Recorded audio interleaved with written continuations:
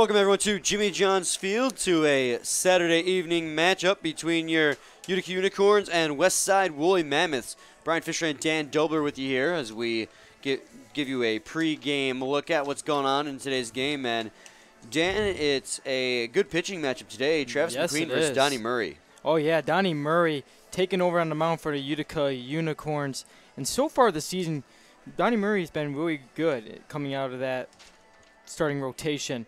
Murray has 63 innings pitched. He has 3 wins, 2 losses. He's given up 50 hits, has given up 17 walks, has 66 strikeouts, given up 30 runs, which 22 were earned, but an ERA of 3.14.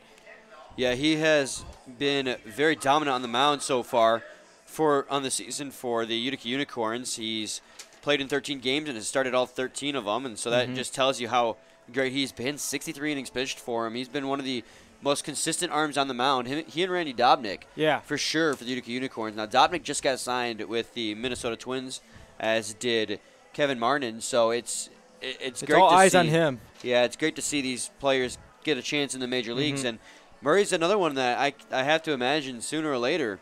He's been just absolutely phenomenal on the mound for the Unicorns this season. And on the mound for the Mammoths, Dan, for making his second consecutive start, is Travis McQueen. Travis McQueen, yeah. I like to call him Travis Lightning McQueen from that Cars movie. Yeah. But anyways, yeah, his second start, you got to see his first start last week when you and Steve were on for the call. And his second start here, I mean, he has 20 innings pitched so far this season, has a win, 0 losses, given up 23 hits, has given up 8 walks, 18 strikeouts he has, given up 9 runs, 7 of them which were earned, and an ERA of 3.09. Yeah, his first start of the season, that was last Saturday, I believe. I believe it was Sunday, I apologize. He had 4 shutout innings. Obviously, he was a reliever all the year so far. In the 11 of the 12 games he's played, he's been a reliever. So his pitch count was kept at a cap, and he only played 4 innings, but very good 4 innings. Like you said, his ERA at 3.09 right now, having pitched 20 innings so far. So they decided to give him another shot here, and let's see if he can capitalize. He's been very good out of the bullpen, and he proved that he can be a good starting pitcher as well. So let's hope he can continue that on here. Well, now, Brian, these two teams did face each other during the week, and of course it was a closed game. And the Woolly Mammoths ended up winning the game 5-3. Luke McCaddy got the win, and Lane Gusher got the loss, and the save came to Corey Kimber. Blackstone in that game during the week, which was Tuesday evening, he had 2 RBIs. Fizo and Farrell both have an RBI, and Lovio with the 2 RBIs for the Unicorns. Now, Blackstone's been on a tear as of late. Has. This past month, the month of July, Blackstone's been just absolutely phenomenal at the plate. He took over for the lead league in RBIs. He's been battling that one out with Cam Stewart and Nick Wilson, all those different players who have been up there leading the league for RBIs. And Nico Lolio, despite only coming in pinch hit situations a lot of time, he's been clutch. Yeah, he has, I believe, 22 RBIs on the season, despite only having had 95 at-bats so far. So he's done a fantastic job for the Utica Unicorns, and like you said, he's just a very clutch player. Last time out for the Unicorns, they end up taking down the Hoppers 9-2, and it was a pretty dominating performance. Connor Reynolds and Nico Lolio combined in that number 6 spot for a total of 3 RBIs. I'm sorry, that was just Reynolds who had 3 RBIs in that ball game, and it was Nico Lolio who was batting 7th and had himself a walk and a strikeout before Mick Vicker took over and had himself 3 RBIs. So most of the runs in that ball game came from the later half of the lineup. And you know, the Woolly Mammoths are just coming off of a loss this past week against the Birmingham Bloomfield Beavers. So hopefully this is going to be a great matchup, Brian. Yeah, these two teams, interdivision matchup. Let's see how it goes. Meanwhile, it's time for starting lineups, and I'll send it down on the field for that.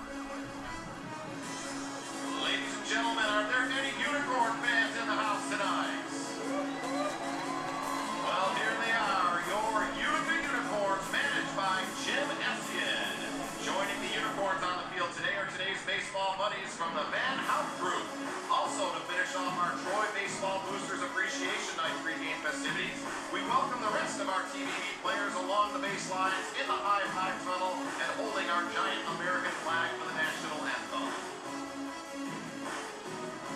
Leading off and batting first from Carlsbad, California, the shortstop, number 15, Brett the Stash Balkin with Sean. Batting second from Bayshore, New York, tonight's designated hitter number 4, Chris Cruz with Andrew.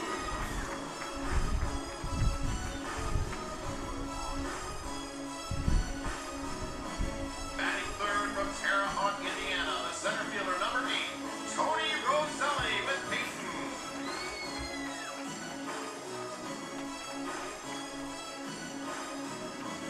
Batting fourth from Maryville, Tennessee, the catcher number 5, Gregory Jones with Brian.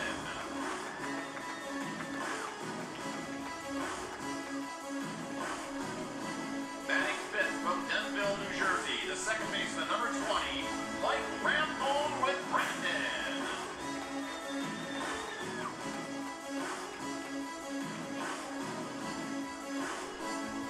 Batting sixth from Brownstown, Michigan, the first baseman number 24, Nico Lolio with Caleb.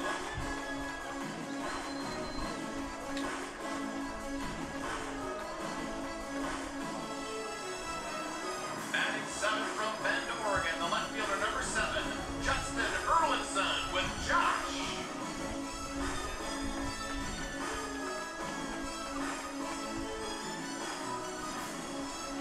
Batting eighth from Troy, New York, the third baseman number 9, Dylan Sprague with Chase.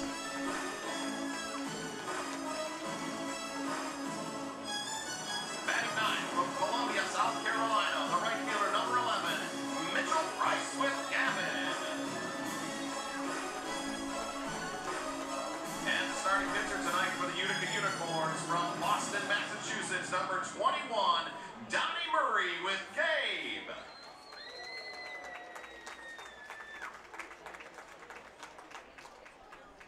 Ladies and gentlemen, please rise and remove your hats. Veterans and active military may keep your caps on while rendering the hand salute as we honor America and our military with the singing of our national anthem performed this evening by Leah Catallo.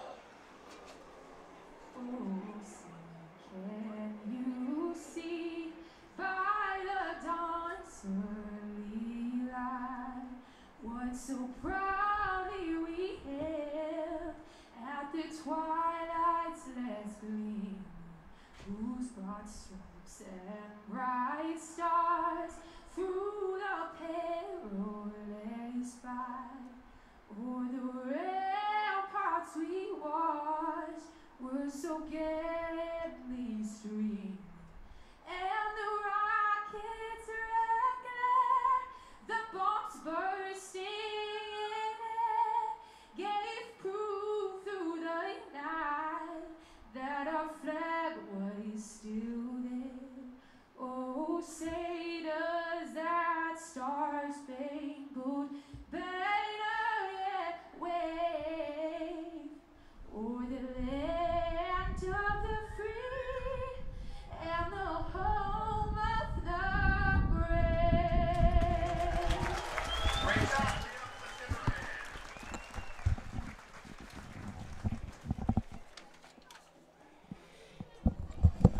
Welcome back, everyone, to our pregame discussion. We're still a few moments away from first pitch from Donnie Murray on the mound. And Dan, why don't you go through the starting lineups one more time for the Westside Woolly Mammoths as we wait for Donnie Murray to get ready? I would love to, Brian. Leading off, the center fielder, Thomas Fiesel. Batting second, the second baseman, Joe Davis. Batting third, the right fielder, Alex Abbott. Batting fourth, the first baseman, Ethan Whisker. Batting fifth, the third baseman, Kent Blackstone. Batting sixth, the shortstop, Jeff Smith. Batting seventh, the designated hitter, Sean Wood. Batting eighth, the catcher, Nick Kraus. And batting ninth, the left fielder, RJ Fuhr. Defensively for the Utica Unicorns this evening, out in left, you have Justin Erlinson. In center, you have Tony Rosselli. In right, you have Mitchell Price. At third, you have Dylan Sprague. At short, you have Brett Belkin. At second, you have Mike Rampone. At first, you have Nico Lolio. Doing the catching behind the plate is Greg Jones. And on the mound this evening, once again, for the Unicorns, is Donnie Murray. Donnie Murray, who's been absolute lights out for the Utica Unicorns so far this season. And he will get the start here today. And Dan, I'm curious who your pick for player of the game is. I am going to go with Alex Abbott this evening. Now, Alex Abbott is a solid choice, pretty safe choice too. He's got 106 at-bats in 29 games, only given up or has had 30 hits with 6 home runs, 21 RBIs, and an average of 283. Dan, I'm going to go with the Unicorns' Nico Lolio. He's been getting lots of starts lately, and that's just proof that he has been improving with his batting averages, as he's now sitting at that Mendoza line at 200. He's got 32 games under his belt and 95 at-bats with 19 hits, 5 home runs, and 22 RBIs. So for him to be only hitting 200 but have 22 RBIs, which is more than what Abbott has, just is proof of how clutch he is when his team has runners in scoring position. So I'm looking for a big game out of him here as his team looks to score more runs in this game, just like they did against the Hoppers last Saturday. And what a gorgeous evening we have here at Jimmy John's Field. Yes, it is. At game time, it sets at about 80 degrees and clear blue skies. I can't even see a cloud out there. So. And what a busy night we have. You know, it's country night here at the ballpark. You got your flannel shirt on, I see. Flannel shirt, hunting Lumberjack boots, and I got a camo baseball cap here. For me, I don't have anything. You know, I just came off of a huge weekend at a country festival. That's so. what's funny too, because you're the country guy. Yeah, I know. So I'm not even a big fan of country, and I just pumped out some of my hunting gear. You beat me tonight. And then you have also Jake the Diamond Dog is here. I love that dog. Yes, I do too. I mean, I'm just a dog person in general, but golden retrievers, man, it's way to my heart right there. And I think this evening we're gonna. Because next year we have our own Bat Boy. A dog. The dog. Bat dog. Yeah, Bat Dog.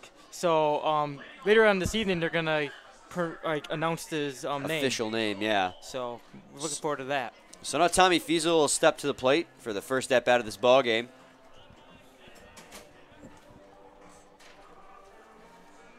Thomas Fiesel hitting .308 so far this season, has 4 hits and an RBI.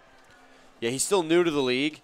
And, I mean, he's done a good job so far in his limited at-bats with 4 hits and 1 RBI. As the first pitch of this ball game is going to be a strike on the outer third of the plate.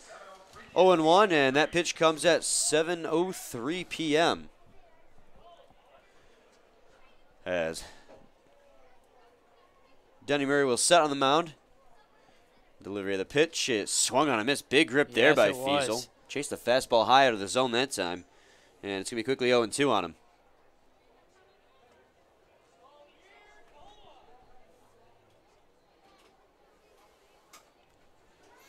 Here comes the 0-2 pitch to Fiesel. He's going to hit that one back up the middle. Off the mound, it's going to go in the outfield, and that's going to be a base hit up the middle for Tommy Fiesel to start off this ball game. So really good start for him in this ball game. He continues to roll here after entering the league and improve on that batting average still. So now it's going to be Joe Davis to step in. Joe Davis, another new player to the Westside Woolly Mammoths. Yeah, we're seeing a lot of new faces here in USPBL, and it's great to see. Yeah, we have 2 new faces just this evening on the Unicorns. Yep. Yeah, making both of them making their debuts, and we'll get to those guys in the bottom half of the inning. Yeah, Joe Davis so far since coming into the league, he's hitting .200, has 4 hits and 2 RBIs.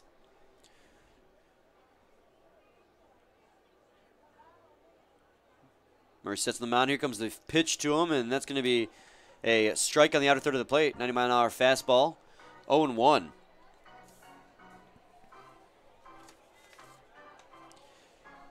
Yeah, Davis's RBIs came in the game before last Thursday's game. Last Thursday, however, he went 0 for 4 in that ballgame, hitting into a double play, but he reached base safely one time on a fielder's choice, as the 0-1 pitch is going to be a ball 1-1. Yeah, that was this past Thursday evening. Seems like a long time ago. Yeah, that was just back on Thursday here. And that was a game that they lost 4-2 against the Birmingham Bloomfield Beavers. Randy Wynn pitched a 7-inning game, only giving up 2 runs, 7 hits, striking out 5 and walking 3. He had a fantastic performance. 1-1 pitch is swung on a miss there. Looked like a breaking ball there out of the hand of Donnie Murray. Yeah, definitely had Joe Davis fooled there. So 1-2. Yeah, Jeremy Holcomb got the start for the Woolly Mammoths Thursday evening. And he went at least 5 innings, only had a strikeout, and gave up a lot of walks. Yeah, that's what really killed him. That's what killed DeShazer last night, too. And walks will do that to you. It'll drive your pitch count up and put men on base. And at no cost to them either, because they, doesn't take much energy to not swing a bat. Yeah, we've seen a really good pitching performance from Jake Welch from the Beavers last night. Yeah, Jake Welch has been solid lately. He's solid all year. Yes. His ERA is sub-3 now, as that one's going to be grounded down the right side. Yeah, he had 9 strikeouts. Yeah, he was just absolutely dominant last night. We've seen a lot of dominant performances lately, at least from one of the pitchers. We also had a 9-inning game by Randy Dobnik, who was, like we mentioned, recently signed by the Minnesota Twins organization.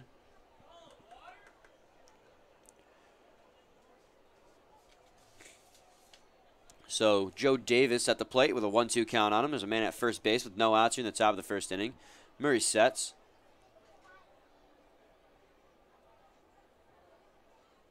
1-2 pitch is going to be fouled off, and it'll remain 1-2. Davis doing a great job staying alive here. Just got to, like you said, Dan, you just got to stay alive. Give your team that opportunity, drive that pitch count up for Murray here early in the game, and just before you know it, the Mammoths will have a golden opportunity to score some runs early here.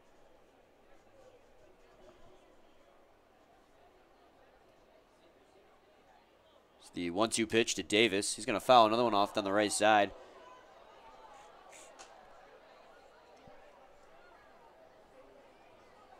Fans are still making their way here in the ballpark. Yeah, Saturday nights are usually our most packed nights. Yes, it is. We got already a good crowd out there in the hill. Usually takes us a while to get out of this ballpark. Yeah, Friday nights especially with those Friday night fireworks.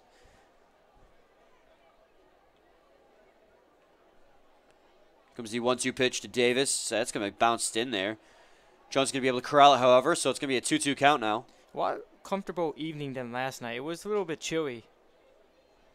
I think it was in the 60s. Yeah, we started off the night at about 72 degrees, and then it dropped down to like 61 by the time the game was over, and it was very chilly. Most of the day today was like in the 80s. Yeah, me wearing this flannel shirt, I was just dying of heat. But I gotta come out for country night, dressed like a country. I didn't have pink on me yesterday. Oh, you outdid me. The 2-2 pitch comes in. It's going to be a hit-and-run situation as going to second base is Tommy Fiesel. He'll be in there safely, but the ground ball down the third base will be taken by Sprague, and he'll toss it down to first to get the first out. So that'll be 1 on and 1 out now. There's a projected out for Joe Davis as Fiesel advances to second. And here's my pick for player of the game this evening, Alex Abbott. Alex Abbott so far this season has 21 RBIs and 6 home runs, and he's got an opportunity here to add another one on there, as he's got a runner in scoring position with just one out here in the top of the first inning.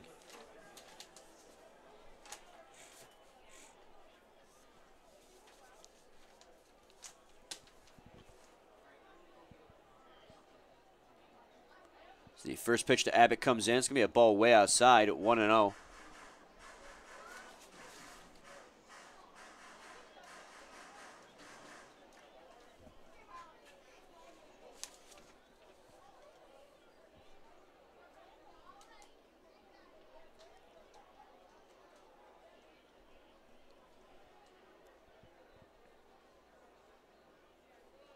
The 1-0 pitch comes in. That's going to be a ball just outside, barely missing the plate. 2-0 now.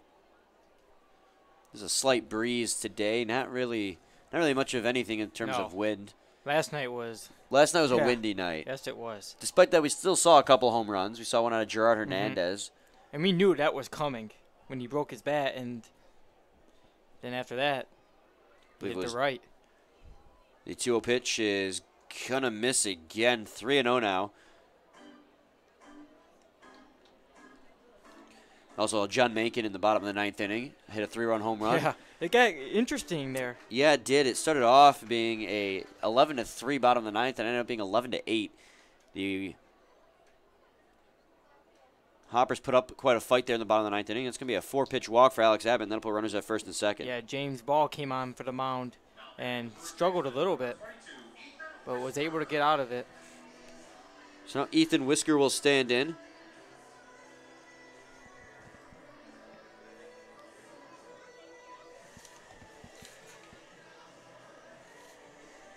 like you said, James Ball, who had really not seen much trouble to that point in the season, had been pretty much lights out as a reliever.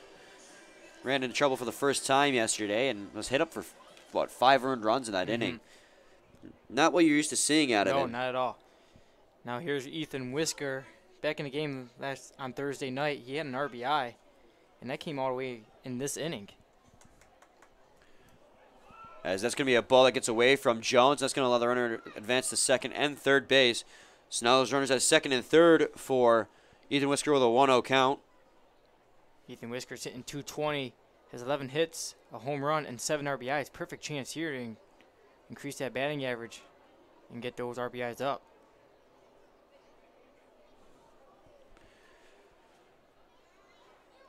He's got that 1 home run, and I believe that was his first hit with the Westside Woolly Mammoths. It was a 3-run home run. Yep.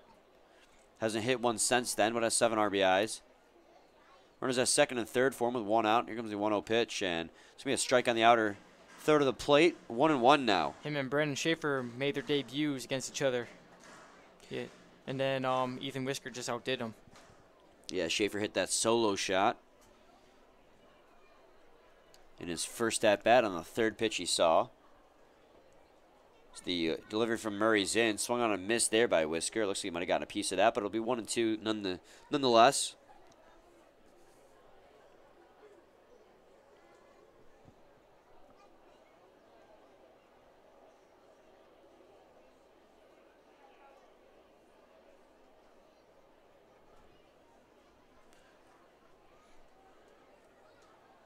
Murray sets again.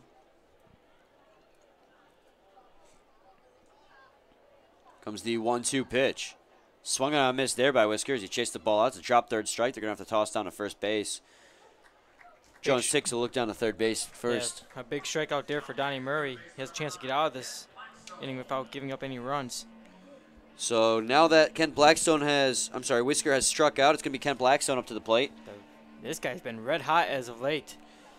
I'm surprised to see him in the number 5 spot. I know. But I guess that's not too much of a surprise. With how many RBIs he's been hitting, it makes sense to move him down the lineup a little bit in a situation where he'll get an opportunity to hit more RBIs. Yeah, he's hitting .260, has 26 hits, 2 RBIs, and of course with the 2 home runs and 28 RBIs. Yeah, he's been great. So he's like a second cleanup hitter for the Westside Woolly Mammoths right now. We've seen him most of the season. Slotted at that number 2 spot in the lineup because of his speed.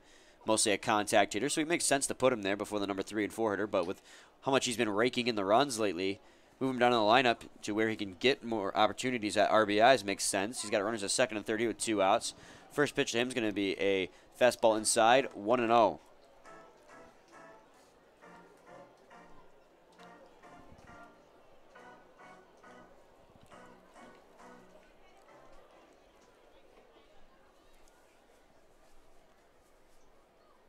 Murray takes a look down there at third base. He sets. Here comes the delivery of the pitch.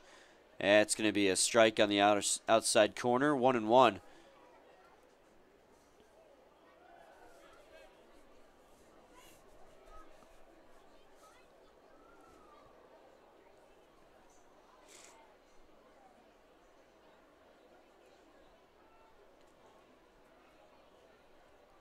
comes the 1-1 pitch. That's going to be a ball low, 2-1 now. Looks like you want to change up that time.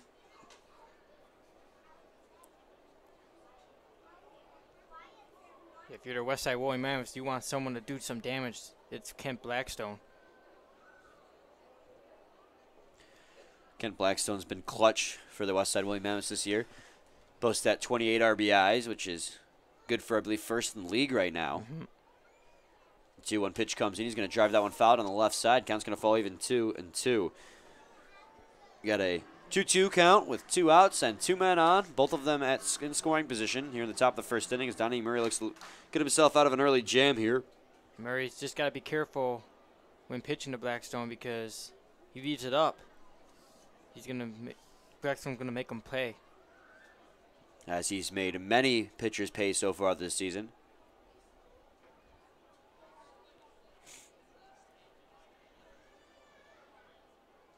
The 2-2 pitch comes in. Swung on a miss. Big strikeout there from Donnie Murray. Extremely big strikeout as he dusts off Kent Blackstone, who leads the league in RBIs. and gets himself out of a jam with runners at second and third base. So we'll go to the bottom of the first inning where duo for the Unicorns will be Brett Balkin, Chris Cruz, and Tony Roselli. Still a 0-0 tied ball game, so we'll be back shortly with more. Please stay tuned.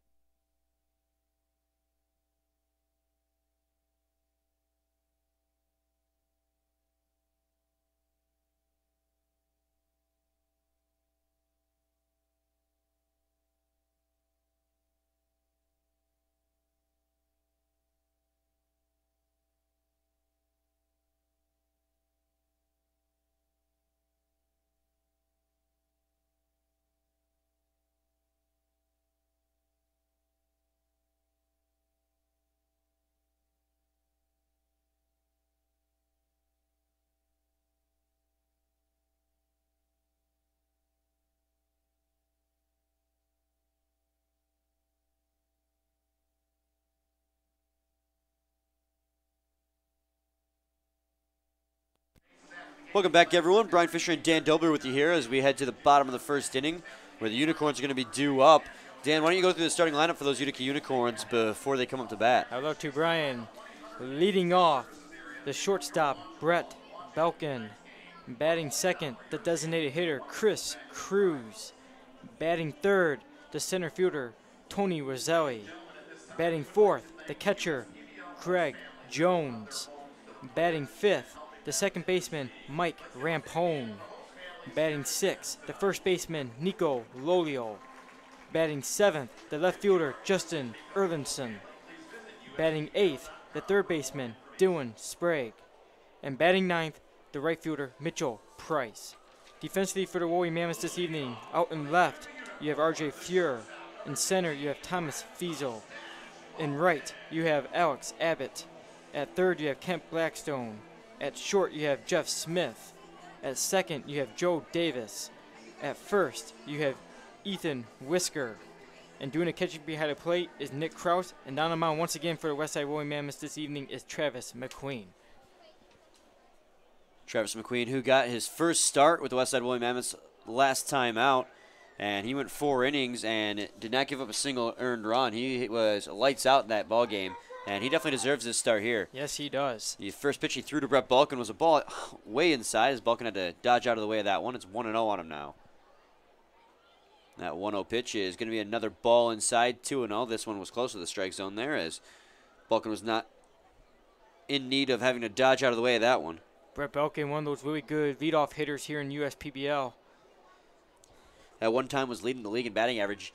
It got up to all the way up to 420, and now he's just settling down at a solid 320s. It's 2-1 now. A 320 batting average sounds like it's bad comparatively, but 320 is exactly right where he needs to be as a leadoff hitter. He's going to flare that one in the right field, just foul though. Very close. I think we all knew that 420 batting average was something that wouldn't last. It was really nice while it was lasting, though, and he was just on fire. I remember the one day he had 4 base hits, and Brett Balkin was just, you couldn't touch him. He was just fantastic. It was the stash, man. It was the stash. It was the power of the stash. He still has it. Every swing he took, he seemed to get on base.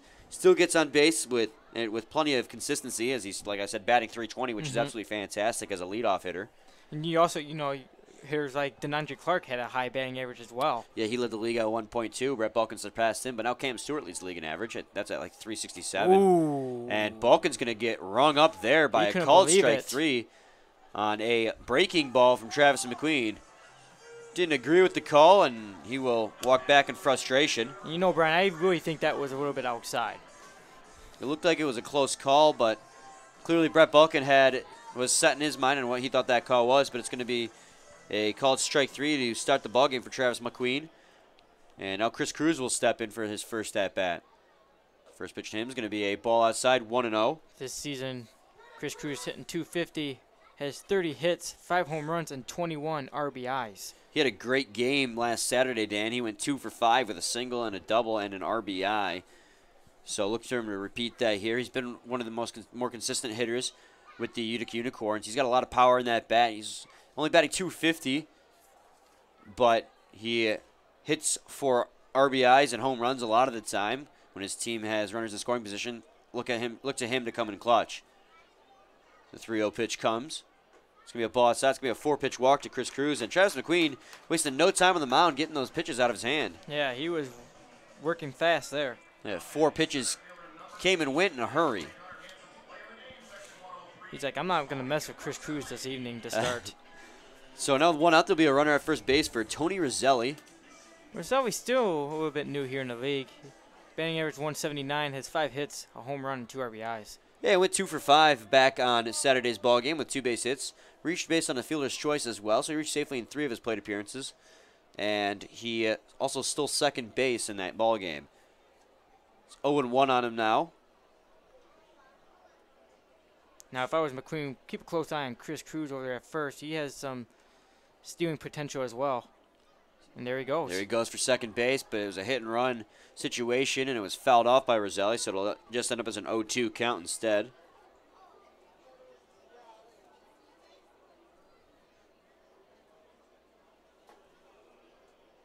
Now, the thing is, will he be on the move this time around?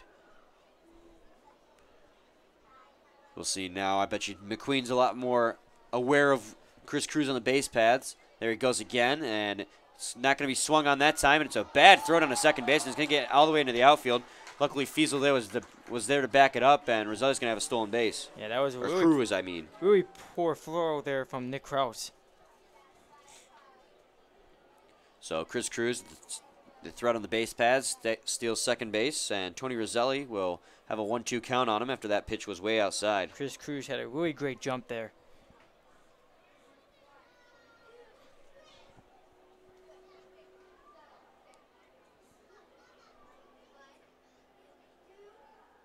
McQueen takes a look back to second. Here comes the pitch. 1-2 pitch can be fouled off down the right side. And it'll remain 1-2.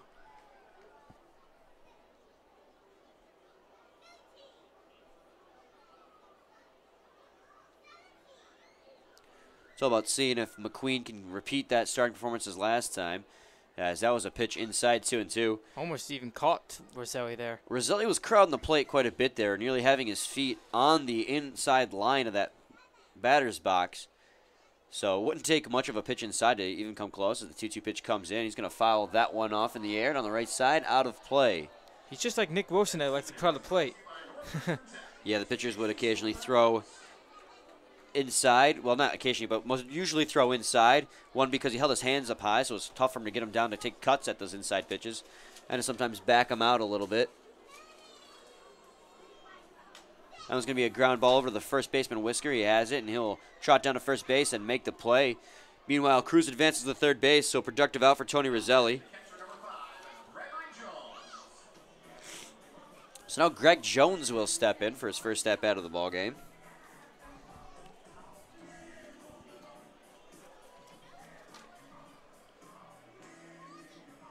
Jones went 0 for 3 on Saturday's game before being pinch hit for by Mike Rampone. I'm sorry, he was 0 for 2 in that ball game. He had 1 walk, struck out, and popped out to the catcher behind home plate as he looks to fix that here. It's 1-0 on him now. He has a perfect chance to bring Chris Cruz home. Yeah, the Mammoths had runners in scoring position in the top half of the first inning, but couldn't get it done, and now he's got a runner at third with 2 outs. So he cuts and misses there at a fastball, 89 miles an hour out of the hand of McQueen. It's 1-1. Jones is hitting .267, has 12 hits, a home run, and 5 RBIs. The 1-1 pitch comes in. It's going to be fouled down the left side into the netting, so it'll be 1-2 on him. Yeah, Jones, since joining the Unicorns, has been great at the catching spot. It's hard to find catchers who can also hit consistently, but Jones has done a good job of it here with 12 hits and 5 RBIs. He swings and misses at that one. It's going to be a drop third strike, so they're going to have to toss down to first base. And they will get him in time, and so that'll be 2 strikeouts for McQueen this inning. And they will leave a runner in scoring position as we go to the top half of the second inning, where due up for the Mammoths is going to be Jeff Smith, Sean Wood, and Nick Krause. We'll be back shortly with more. Please stay tuned. Hey, it's Matt Derry out here in right field in front of the merchandising tent and the trailer. We're having a blast. Get your USPBL gear right here. We've got 24 different kind of hats. We've got jerseys, pennants, foam figures. This Westside Woolly Mammoths jersey is straight fire. You've got to get these jerseys, these hats, everything out here in right field. And, of course, the merchandising area behind home plate in the grandstand. Check it out.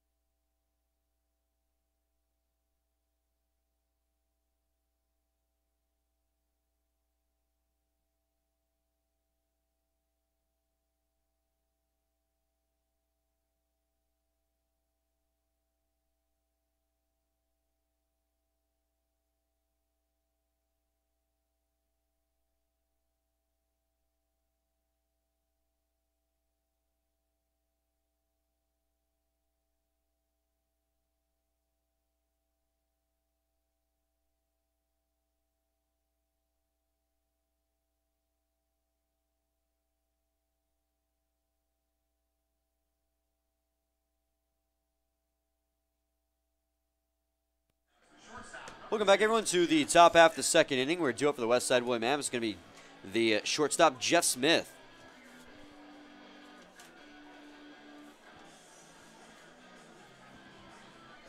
Jeff Smith, this season's hitting .207, has 23 hits and 9 RBIs. He was 1 for 4 back on Thursday, too. Had a base hit in the 4th inning of that ball game before getting picked off at first base. As the first pitch to Smith is in, and that's going to be a strike on the outer third of the plate, 0-1. Yeah, he struggled a little bit at the plate, but he's been coming around now, Brian. Yeah, it seems things are finally going his way. He's been striking out quite a bit, but when he would make contact, he'd hit it really hard, but just no luck on it, as he would seem to hit it right at the defensive infielders and outfielders. 0-2 now as he swings and misses at that one.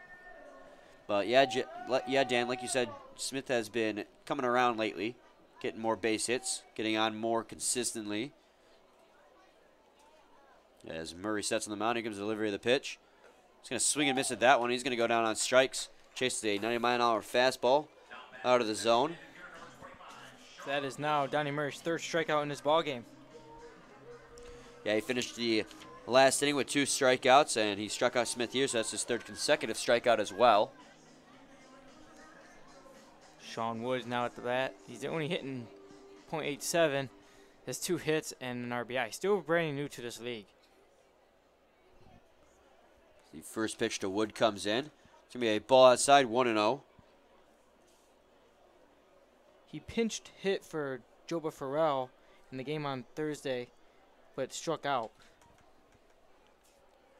Let's hope he can right that ship here. As the next pitch from Murray comes in, it's going to be a ball low and inside. 2-0 now.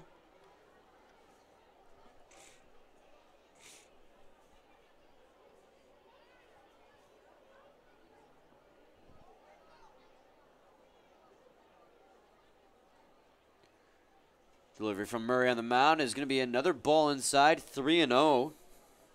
Another fastball as well that missed.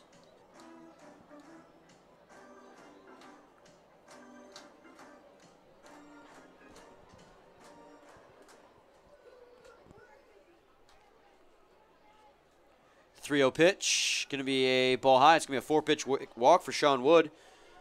And that's going to be 1 man on with 1 out here in the top of the second. Donnie Murray also had a walk back in the first. So right now he's continuing that trend. So after walking Sean Wood, it's going to be Nick Krause at the plate. Krause is hitting .233, has 7 hits and 3 RBIs. He did not play in Thursday's game as Hamner was the catcher in that ball game. The first pitch to Krause going to be a strike on the outer third of the plate, 0-1.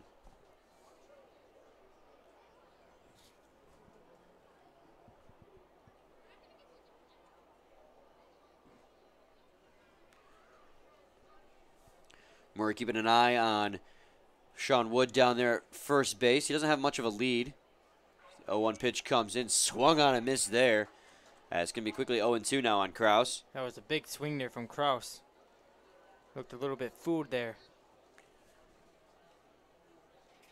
Yeah, definitely blew it by him on that pitch.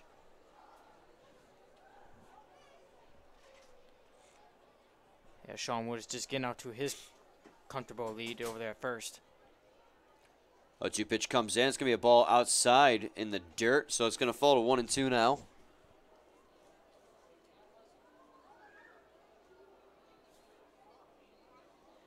Donnie Murray's hoping maybe even get Nick Krause to ground out into a double play here. That would be ideal, as Sean Wood on the base passes the DH today. 1-2 pitch comes in. That's going to be in the dirt again, 2-2. He's trying to throw these balls low to Krause, hoping that he'll roll over on top of one and just ground it easily to Balkin or Rampone out there at second. He's had no such luck so far.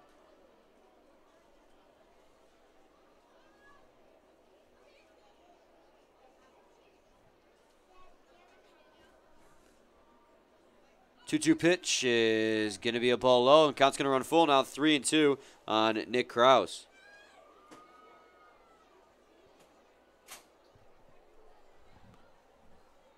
So the man on first base and a 3-2 count on Krause. Donnie Murray will set on the mound.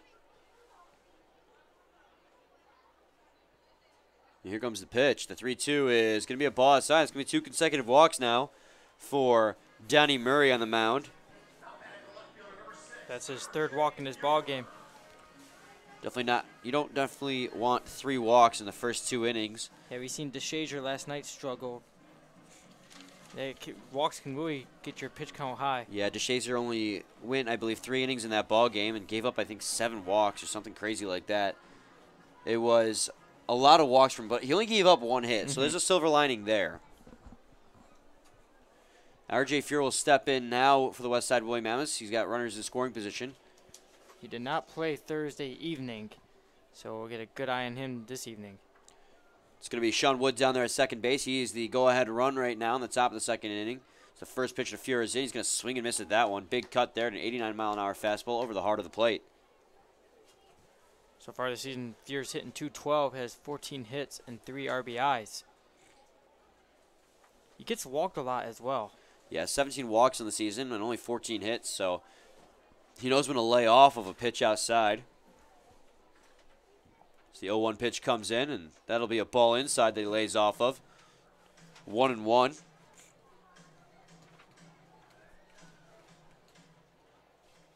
Second inning in a row where the Westside Woolly Mammoths have had a runner in scoring position. Let's see if they can capitalize here. They had Fiesel at 3rd and Abbott at 2nd back in the 1st, but 2 consecutive strikeouts ended that effort. See, 1-1 pitch comes in. It's going to be skied towards right field. Taking a couple steps to his left is Price. A throw in will be cut off there by Donnie Murray from the mound.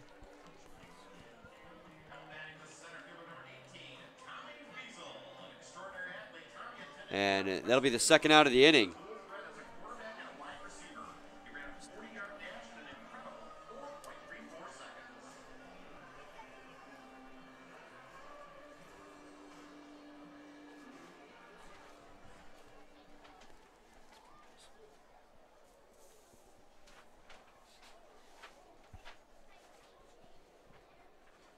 So a quick meeting at the mound between Jones and Murray is now concluded as Jones gets back behind the plate.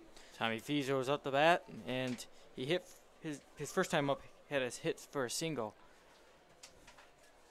Correction on that last put out. That goes to the right fielder Erlinson, who's out there in right field, and Price is in left field, so they must have switched before the game started, as that's going to be a ball outside, 1-0.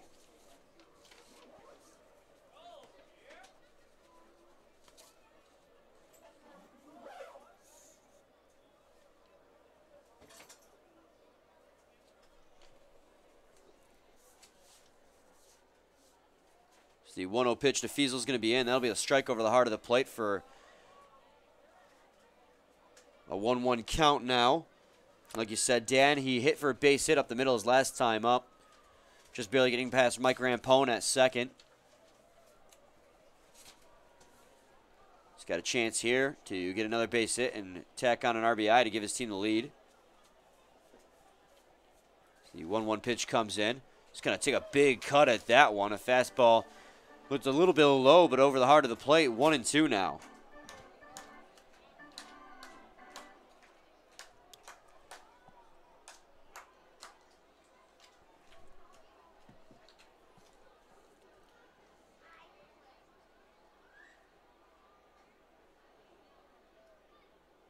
One-two pitch comes in, and that's going to be a ball outside. Count will fall even now in 2-2. And just like in the first inning, it's going to be a 2-2 count with 2 outs and 2 men on. Only difference here is that instead of runners at second and third, there's runners at first and second. He's looking to give his team the lead here in the early goings of this baseball game. Murray sets on the mound. Takes a look back to second base. Here comes the 2-2. Ooh, that'll be a pitch inside as Fiesel rocking back, and that'll be a full count now on Tommy Fiesel. Yeah, if he didn't do that, he would have probably got hit by that pitch. Yeah, it looked like it was definitely coming in close.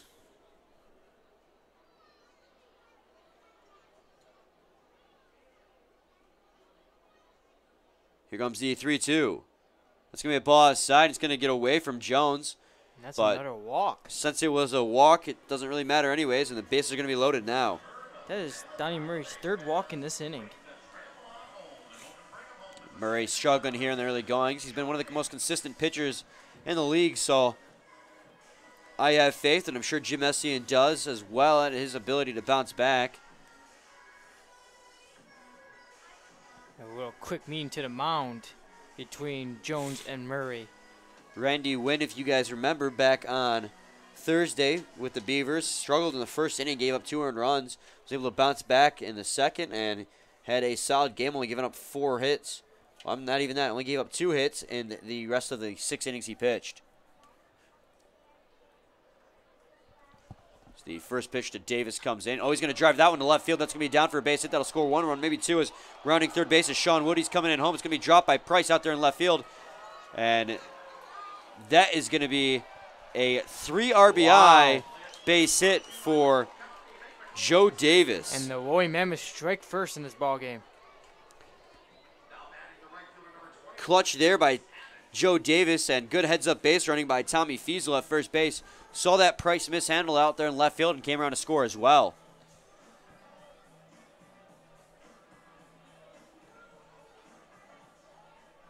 And what a great swing there from Joe Davis. We'll see if they give Price a error out there in left field, because if they do, that'll make it only 2 earned runs for Donnie Murray.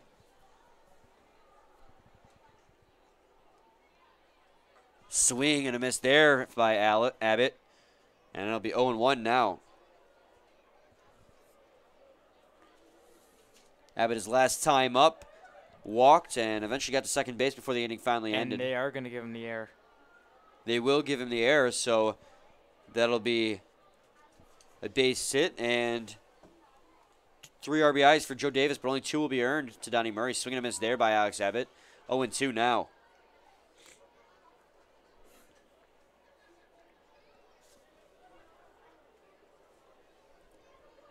Alex Abbott walked his first time up.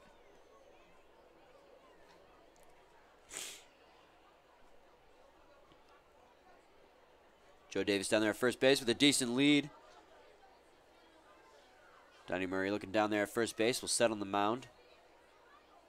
Deep exhale. Here comes the delivery of the pitch. He's going to drive that one down the left field line. Going to be foul out of play. So 0-2 it will remain.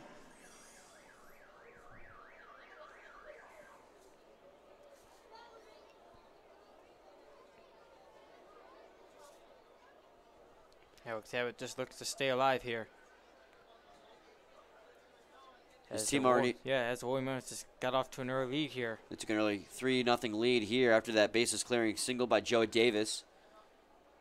So the 0-2 pitch comes in, and that's going to be a hit and run situation. The throw is going to be off the baseline, but right towards Joe Davis as he comes down the baseline, and tagged by Brett Balkin's going to end the inning. So a great pick, or a great throw down to second to catch Joe Davis stealing, but the Westside Woolly Mammoths are going to get a 3-0 lead here thanks to the 3 RBI single from Joe Davis. So when we come back to the bottom half of the second inning, doing for the Unicorns, it's going to be Mike Rampone, Nico Lolio, and Justin Erlinson. So we'll be back shortly with more. Please stay tuned.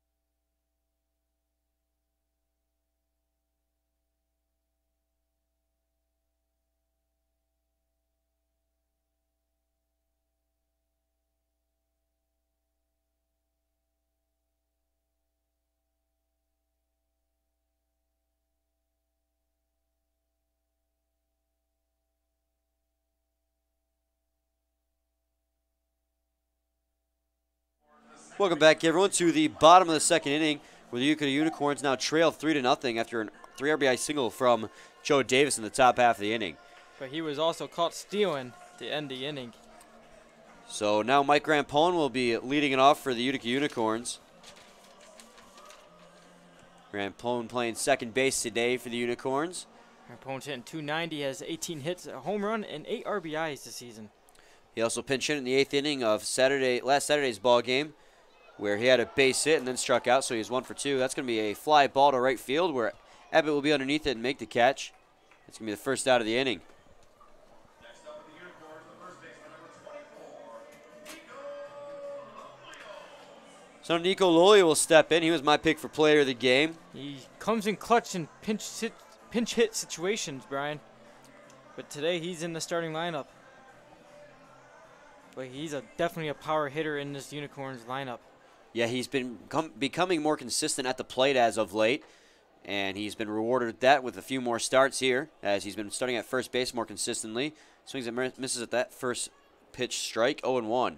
Yeah, he's hitting .200, has 19 hits, 5 home runs, and 22 RBIs. That'll be 0-2 now after he swings at it and misses at another one. 0-2 pitch. He's going to hold back on that, as that's going to be a fastball just a little bit outside. 1-2. Great location on that one by Travis McQueen. And even better decision by Lolio not to bite, as that was perfectly placed for someone to chase on. He's going to drive that one pretty deep to left field on the run. Is Fear to the track. And on the track is going to make the catch. And Lolio hitting that one off the end of his bat. Still got a lot of power in that one. It had a sound right when the baseball came off his bat. I thought it was going to go. And Fuhrer running back had to stop on the warning track before making that catch, and that one had a chance, but died off just a little bit too soon for Lolio. And that's going to be 2 quick outs now. So now Justin Erlinson making his USPBL debut with the Utica Unicorns will take his first swings here. Let's see if he can get his first hit here. Erlinson is playing right field today. It's going to be a fly ball, foul territory down the right side. Actually going to land in the dugout for the Westside Woolly Mammoths. Before the ball 0-1. game, he was in left, but now he's in right. Yeah, he and Price, who's the other new guy, switch sides. They're both capable of playing those corner outfield positions. The 0-1 pitch comes in, and that'll be a strike on the outer third of the plate, 0-2. I'm telling you, Ryan, it's just great to see some new faces here in the league and come and do some damage. Yeah, it's always nice to see new people get a chance to do some, like you said, do some damage and get their own shot to make a name. As the 0-2 pitch comes in, he's going to foul tip that one off, and he'll stay alive. Breaking ball there by Travis McQueen.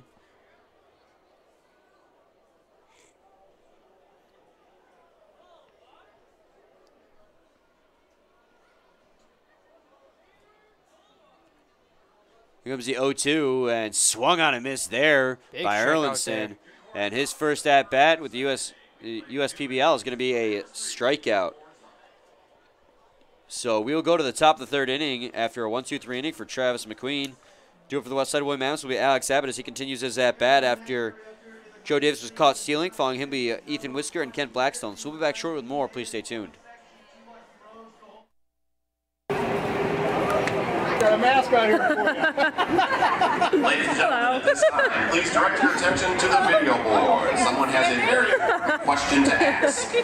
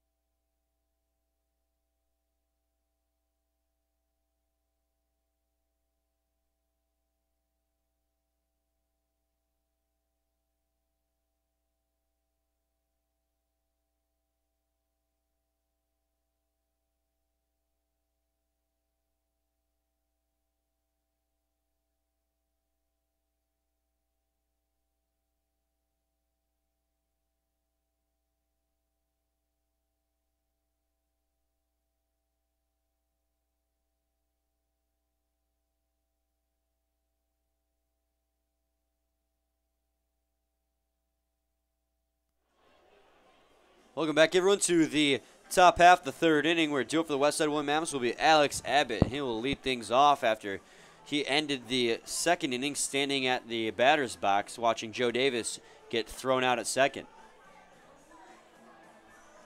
Yeah, Alex, first time up, though, in this ball game, he walked. And that was back in the first. Yeah, an 0-2 count against him there in the second inning before the runner Joe Davis was thrown out trying to steal second base. The throw from Greg Jones actually wasn't really well placed, but it was placed on the right side of second base from our angle. Brett Balkin ranging across base, got the ball, and tagged Jones as he was running past him. So Davis got a little bit of a late break on that steal attempt. So Alex Abbott will stand back in with a clear count. Yeah, you get some new life here. So the first pitch to Abbott is going to be a ball low and inside, 1-0. I picked him as my player of the game this evening. Sitting 283, 30 hits, 6 home runs, and 21 RBIs. See, 1-0 pitch comes in. It's going to be driven to right field, down for a base hit, just to the left of the right field foul line. Rounding first base is Abbott. He's heading into second, and he will stop there. So Alex Abbott hits a leadoff double here in the top of the third inning, and the Westside Woolly Mammoths look to pick up right where they left off in the top of the second inning where they scored 3 runs. There's a great swing there from Abbott and great placement, too. Yeah, he hit that one down the right field line, staying just barely fair. And it rolled into the corner before Erlinson was able to get to it. And so now Ethan Whisker will step in with a runner in scoring position and no outs here in the top of the third inning as the Mammoths look to tack one more run on. Yeah, they're already up 3-0 in this ball game. That was thanks to Joe Davis and his 3 RBI base hit back in the second inning that cleared the bases. He had bases loaded in that situation too. It's going to be a foul ball into the netting behind home plate, 0-1. Ethan Whisker sitting 220, has 11 hits, a home run, and 7 RBIs.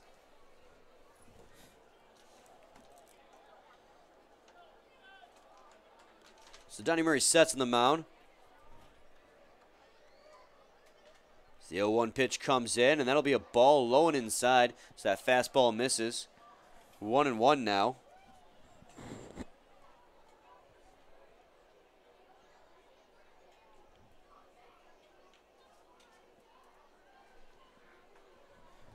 Donnie Murray takes a cautious look back to Abbott at second base, and now he delivers the pitch. It's going to be skied high in the air behind home plate. Looks like it's going to get out of play, though. So the count will fall to 1-2 now. What's killing Donnie Murray right now is the walks. He does have 4. He's got 4 walks today. He actually walked the bases loaded last inning before Joe Davis got a base hit to clear him. And those freebies came around to bite him, so he's going to want to cut down on that walk right here if he wants to go any sort of distance in this ball game. Donnie Murray, like we've been saying, has been lights out all season long, but he's running into some trouble in today's ball game, as that's going to be fouled out of play. It'll remain 1-2. And I mean, Dan, every pitcher, every player is going to have a bad game here and there. They're not perfect people. No, they really aren't. The goal is just you have a bad start, move on. Just because they're professional doesn't make them perfect. And like you just said, you got to move on. And let's hope Donnie Murray's the type of player who's capable of bouncing back really, really well. As the 1-2 pitch is fouled into foul territory left side. On the run is Sprague, and it's going to land out of play as that lands behind the dugout of the Unicorns. I said fouled into foul territory. Where else would it be fouled to? I mean, you know, Donnie Murray and Randy Dominic were really the key starters in this Unicorns lineup. But, you know, of course, with Randy Dominic leaving, with the signed contract with the Minnesota Twins. Yeah, it's going to leave a bit of a hole in that starting rotation for the Utica Unicorns. But it's good for the players. Yes, I mean, the whole reason they come to this league is so they can get a shot, get looked at by scouts, and him getting signed by the Minnesota Twins organization is exactly the league's goal. So while it leaves a hole in the Unicorns lineup, in the end, it's good for the player and for the league. Yes, as he's going to hit that one back to the mound. They're going to catch Alex Abbott in a little bit of a pickle there between second and third base, and they will tag him out. Running to second base is going to be Whisker. Now they got him in a pickle, and that's going to be a double play. So they catch two players in a pickle. Ethan Whisker, who was waiting to see the outcome at Alex Abbott, was thinking about running to second base, and they caught him in a pickle really as well. Poor base running there from the Wowie Mammoths. Definitely poor base running. But good heads-up defensive plays by the Utica Unicorns. I don't even know where to start for marking that one down. So I'm just going to write that one down on here as a DP. Yeah. Ethan Whisker got caught. A lot of assists and putouts on that one. I'll wait for the official ruling, as that one's going to be low and inside, 1-0. You know what? We may have to go to Johnny G with this one. Yeah, we're going to have to wait for the official ruling so we can figure out who got all the assists and putouts on that one. I mean, Steve's usually here, but he's not here this weekend for us. So Denny Murray on the mound sets. Here comes the 1-0 pitch. It's going to be a ball high, 2-0 now. So an odd double play as Donnie Murray has the pitch hit back to him on the mound.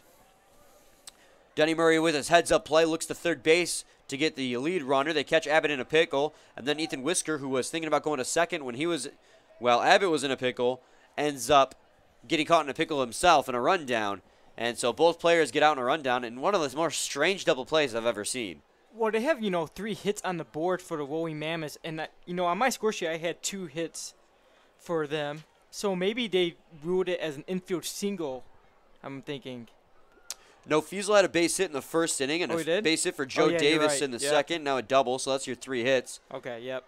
So it's a 3-1 count now on Kent Blackstone. So that's my bad there. As the pitch comes in, he's going to drive that one pretty deep down there the right field line. On the run is going to be Erlinson, and that's going to be a solo shot for Kent Blackstone. Ground rule double. No, it is a home run. No, it's a ground rule double. What is it? I'm getting conflicting responses here. I saw it bounced before the 320 mark. So, yes, this is a ground rule double. So it'll be a ground rule double for Kent Blackstone after he belted that one down the right field line. And it bounced before the wall and landed out of play. It's kind of hard to see, with the sun shining over there as well. But what a great hit there from Blackstone. And that'll put another runner in scoring position after Alex Abbott led off the inning with a double. And there's 2 outs here for Jeff Smith. First pitch of Smith's going to be a fastball way high, 1-0. So that's now 4 hits for the Wowie Mammoths. And they lead 3-0. Denny Murray getting that double play earlier is really crucial for him. Comes the 1-0 pitch. That's going to be a ball outside, 2-0 now. Jeff Smith struck out swinging his first time up. He's got a runner in scoring position now. Let's see if he can bring him home and get to 10 RBIs on the season. Matt Grampone went to talk to Donnie Murray to calm him down a little bit. It's been an eventful inning. Yes, it has. 2 doubles and a double play. It's been a crazy one. This inning has come in 2s. And speaking of 2, it's number 2 at the plate, Jeff Smith. 2-0 pitch comes in, and that's going to be fouled off. 2-1 now with 2 outs and a runner at second base.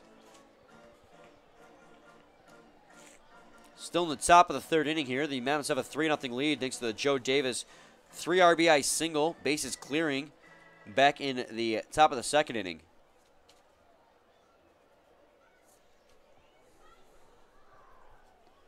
The 2-1 pitch is going to be skied into foul territory down the right side, out of play. So count will fall even at 2 apiece now. So 2 balls, 2 strikes, 2 outs, runner at second base. And number 2 at the plate. If only he played catcher. Yeah, no, right? Jeff Smith just got to be careful here. He struck out already in this ball game. Doesn't want to do it again. They had a 2-2 count on him.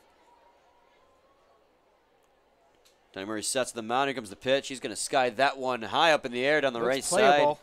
Lolio into foul territory. Will not make the catch as he looks like he lost that one in the sun. Yeah. Puts his hands on his head as he is a little bit embarrassed maybe or frustrated. Well, he got to that little shade part over there by the dugout, but I still, like you said, was fighting the sun most of the way. Well, when you're in the sun and then you run into the shade, it can mess with your perception of things, especially right now, especially when you're at the plate. You have the shade over home plate, but the sunshine over the mound, and that ball comes from sun to shade. Ugh, it can be tough to track it. It's definitely a battle. So 2 balls, 2 strikes, 2 outs still. Runner at second base for Smith. He can tack on another run for his team here. Again, the 2-2. It's going to be a ball inside. Good breaking ball there. Try to front door him with a curve ball, and it's going to be 3-2.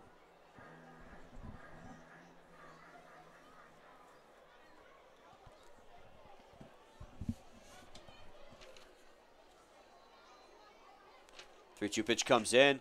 Was going to break his bat on that one as he hits that one fouled on the first base line. As his bat splinters on that hit. The Unicorns do have action in their bullpen, and it's the left-hander Alex DeJonker getting loose. Alex DeJonker, we've seen plenty of times this season. He's been a solid reliever in the bullpen for the Utica Unicorns. It's going to remain a full count now on Jeff Smith as he goes to get another bat. You can actually still see the bat splinter down the third base line as Jeff Smith goes to retrieve it. Perhaps he was the only one who realized it was there.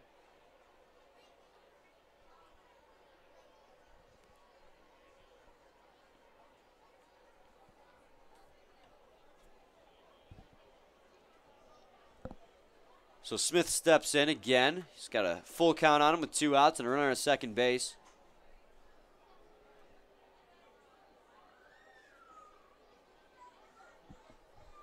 Comes the 3-2 pitch. It's going to be fouled in the netting behind home plate. Good job by Jeff Smith fighting that one off. It's a 90-mile-an-hour fastball he just got a piece of. He's just staying alive here. Just like that Bee Gees song. I was trying so hard not to make the joke. So again, the 3-2. It's going to be grounded down the third base line, but foul. So again, Jeff Smith fights another pitch off and stays alive. Black zone over there at second has to retreat back. The outfielders are playing it pretty much straight up, but Tony Roselli's playing pretty shallow out there in center and shading to the right. The corner outfielders seem to be playing fairly normal depth and position. The 3-2 pitch again comes in, and it's going to be a pitch low and away, and that'll be a full count that leads into a walk for Jeff Smith. That's Murray's 5th walk in this ball game. So after walking, like you said, Dan, his 5th batter, Sean Wood will come to bat with runners at first and second. And we've seen like we said, Tory DeSager struggled with that last night. It definitely gets your pitch count very high. And that would be why there was a little bit of action in the Unicorns' dugout, or bullpen, I apologize. Don't see much happening down there now. Sean Wood, who's up, he walked his first time up. First pitch to him is going to be a strike on the upper outside corner, 0-1.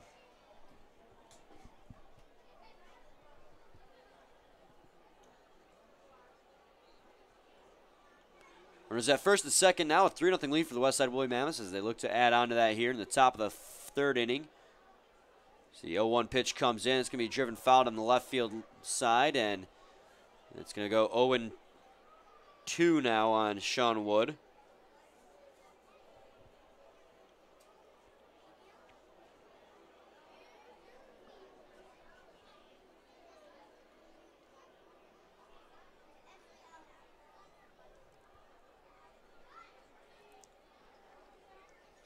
Again, the 0-2. He's going to drive that one to center field. Backing up is Roselli. Roselli was shaded to the left, so he's going to have to range to his left and make the catch. And that'll do it for the Mammoths here in the third inning. They threaten, but they don't score. And it do it for the Utica Unicorns. In the bottom of the inning will be Dylan Sprague, Mitchell Price, and Brett Balkin. So we'll be back shortly with more. Please stay tuned.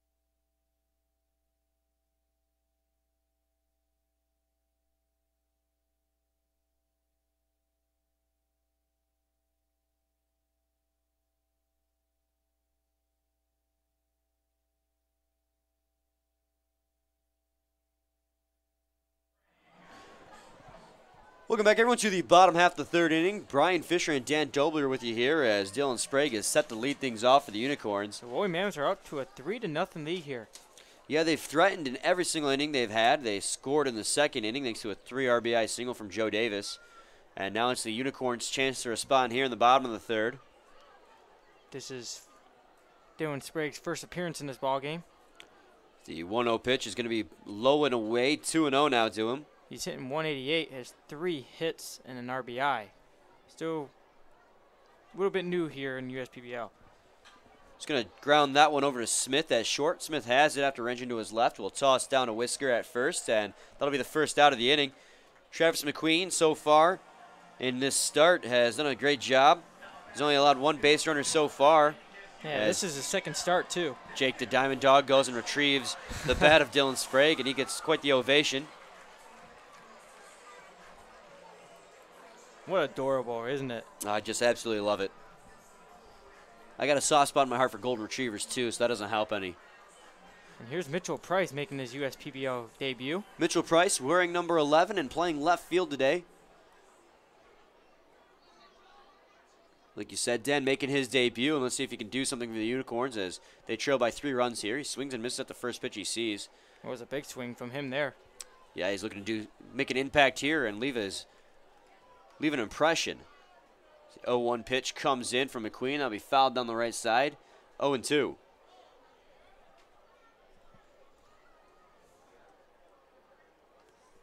I met Mitchell Price before the game, and he was a very nice man. He, like I was just introducing myself, trying to get things going, establish a relationship with the player, and just a really nice guy. He was very helpful and helped me get to know him a bit. As the 1-2 pitch comes in, and he'll lay off that one as it was inside. 2-2 now, count falls even. Same thing with Erlinson, who had his first at-bat in the 7th inning. They were both very humble. That was the big thing that left an impact on me, as he's going to ground that one towards Jeff Smith. It's just a wrist played by Jeff Smith as he goes tumbling down. Couldn't really corral that one. And so Mitchell Price in his first at-bat at the USPBL will reach base safely on an error from Jeff Smith. So both teams now have an error in this ball game. So now with 1 on and 1 out, it's going to be Brett Balkin who steps up to the plate. Now the error hurt the Unicorns when they did it out in left field. It was actually Price who just reached safely on an error who had the error in left field. And that allowed a run to score. It was that base hit from Joe Davis, and it allowed the 3rd run to score because he mishandled it out there in left field. And let's see if the Unicorns can make something happen here at this freebie as Price runs to second base. A good job there by Price on that hit-and-run situation. They're only going to get the runner out at first. Man, did Price get the second in with ease? Yeah, he must have gotten the signal from Jim Essien at the third base line saying it was a hit-and-run, and as soon as Brett Balkin took a swing at that bat, he was off. Now, Whisker thought about throwing on a second to try and double him up, but he was already in there safely. So now Chris Cruz back up to the batter's box for a second at-bat of the ball game.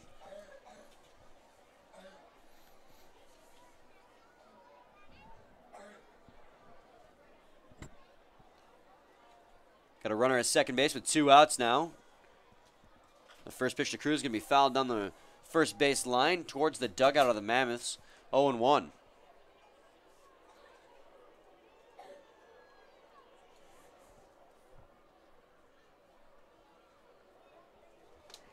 Chris Cruz walked his first time up and also had a stolen base.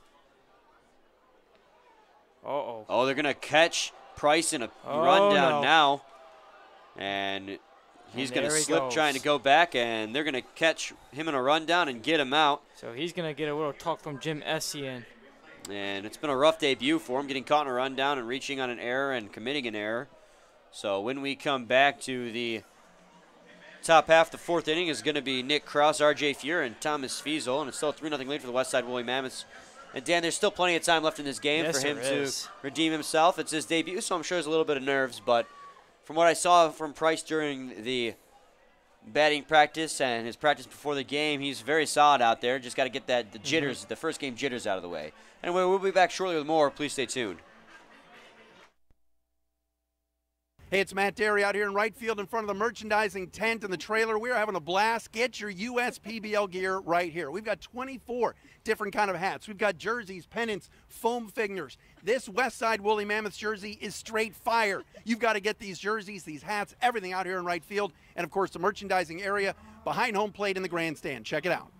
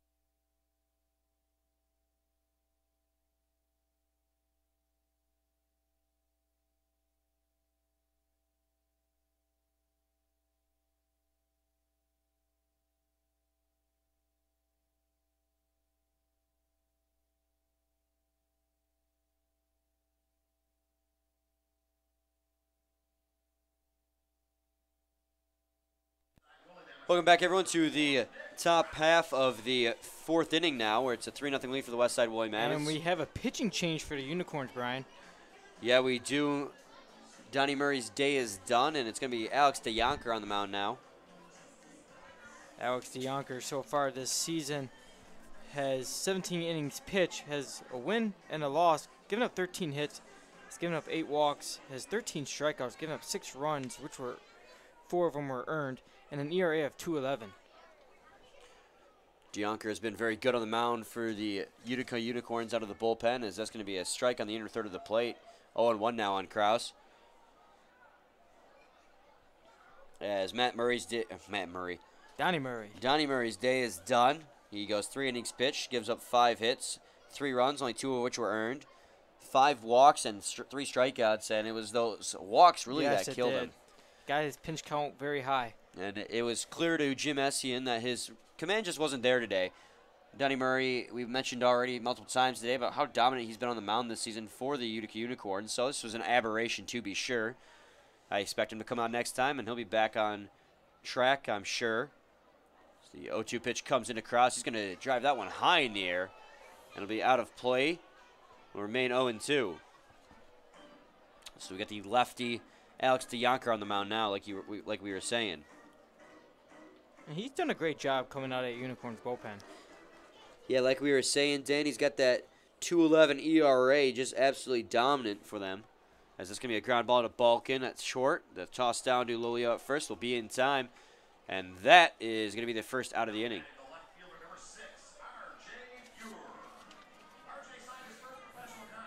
Looks like a baseball foul out of the pocket of the umpire as DeYonker goes over to pick it up. He didn't seem to notice. So now R.J. Fuhr will step in. He flew out to the right fielder, Justin Erlinson, his first time up. Erlinson in his debut is looking to make a bit of an impact. He however, struck out swinging in his first at bat. And R.J. Fuhr, for all of you who don't know, his father is NHL Hall of Fame goaltender Grant Fuhr. First pitch to Fuhr, however, is going to be a ball 1-0. And I know how excited you are, Brian. You're such a huge hockey fan here. Yeah, that's exciting. Grant Fuhr is obviously Yes. he was a Hall of Fame goaltender, one of the best goaltenders to ever play the game. He won multiple cups with Edmonton during the Wayne Gretzky era, and even after Wayne Gretzky left. This will be a 1-1 count now on R.J. Fuhr. As here comes the 1-1 pitch. That'll be a ball, or a strike, 1-2. But I like to measure players like R.J. Fuhr on their own merit, not on the merit of his father. So, while it's cool that his father is Grant Fuhr, I'm sure R.J. Fuhr wants to prove his worth on his own right. Yep. As that's going to be a ball inside 2-2. Now, we mentioned before, his first appearance, R.J. Fuhr is known for getting on base due to walks. Yeah, 17 walks with 14 hits. His batting average, however, has been climbing. He's been getting more consistent at the plate, getting about 1 hit per game as he strikes out there. And he is a little bit frustrated as he heads back to the dugout, understandably so. And that'll be 2 outs here in the top of the 4th inning as Tommy Fiesel will come up to the plate. That is Alex Younker's first strikeout after coming in for Murray. Fiesel so far is 1 for 1. Had a base hit in the first inning, then walked in the second, and eventually scored on an error from left field. As that's going to be swung on and missed. He really baffled him there with that breaking ball. Got him fooled. 0-1. That's going to be bounced in there for a ball, 1-1.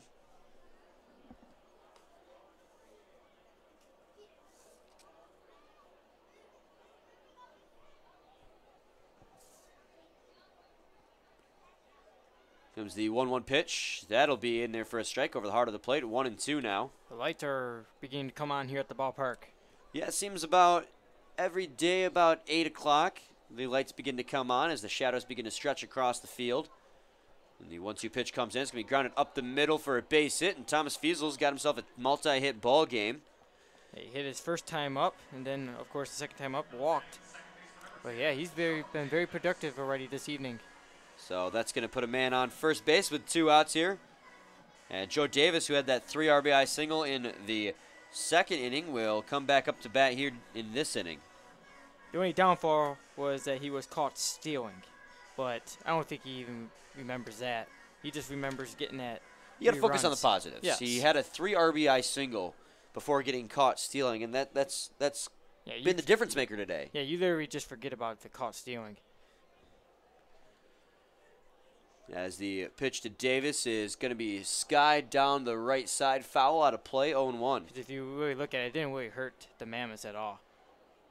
Well, as it would have been nice to have Alex Abbott be able to bat with a runner in scoring position. He came back in the 3rd inning and immediately doubled on the right field line.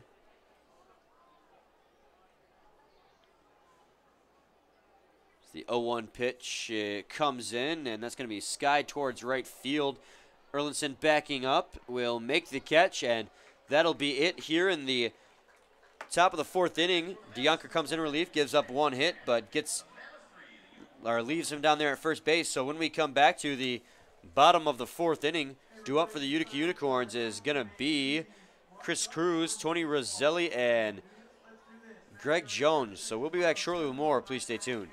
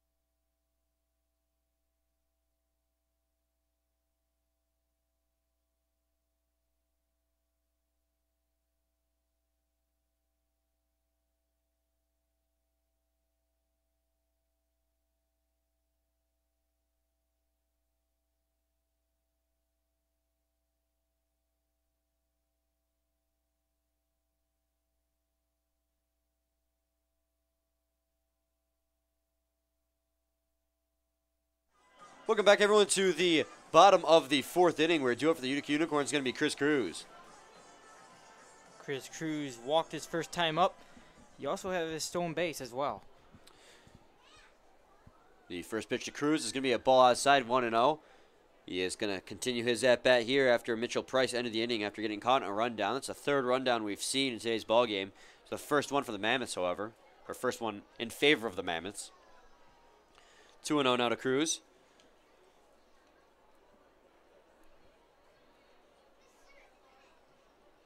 The 2-0 pitch comes in. That one's going to be driven high in the air, a mile up. Backing up is Davis, the second baseman. On the right side, will make the catch on the outfield grass, and that'll be the first out of the inning. As Chris Cruz skies out to Joe Davis.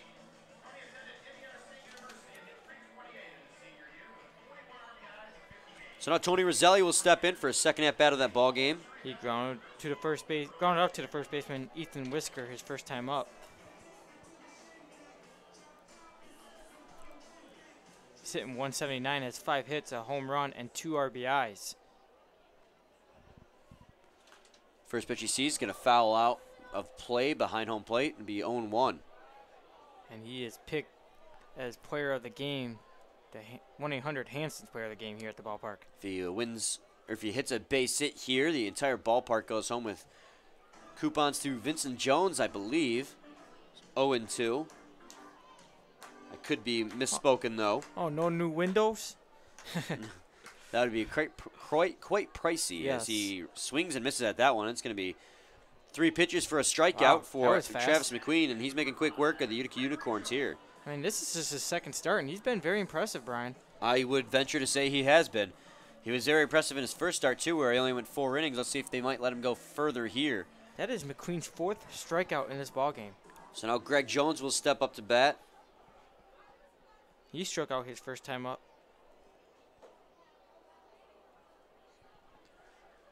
First pitch to Jones, going to be a ball outside, 1-0. Coming in tonight's ball game, Jones hitting 267, has 12 hits, a home run, and 5 RBIs. He's going to swing and miss at looked like a change-up outside, 1-1 now. McQueen's not wasting any time here.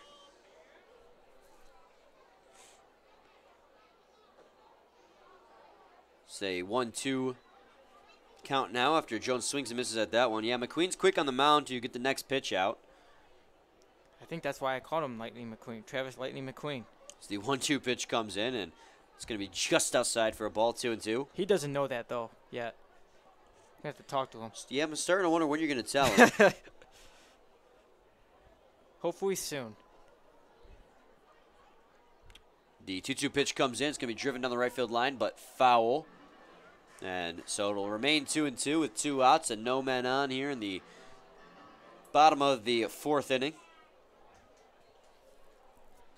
What a gorgeous evening we have here at Jimmy John's Field. McQueen sets on the mound. And here comes the 2-2. That's going to be a called strike 3. Great location there on the outer third of the plate as he rings him up with a 90-mile-an-hour fastball. That's strikeout number 5 for Travis, and I'm going to say it, Lightning McQueen. And Travis McQueen is going to have himself a 1-2-3 inning, getting them out in order, and we go to the top half of the 5th inning. We're due up for the Westside William Mammoths. It's going to be Alex Abbott, Ethan Whisker, and Kent Blackstone. So we'll be back shortly with more. Please stay tuned.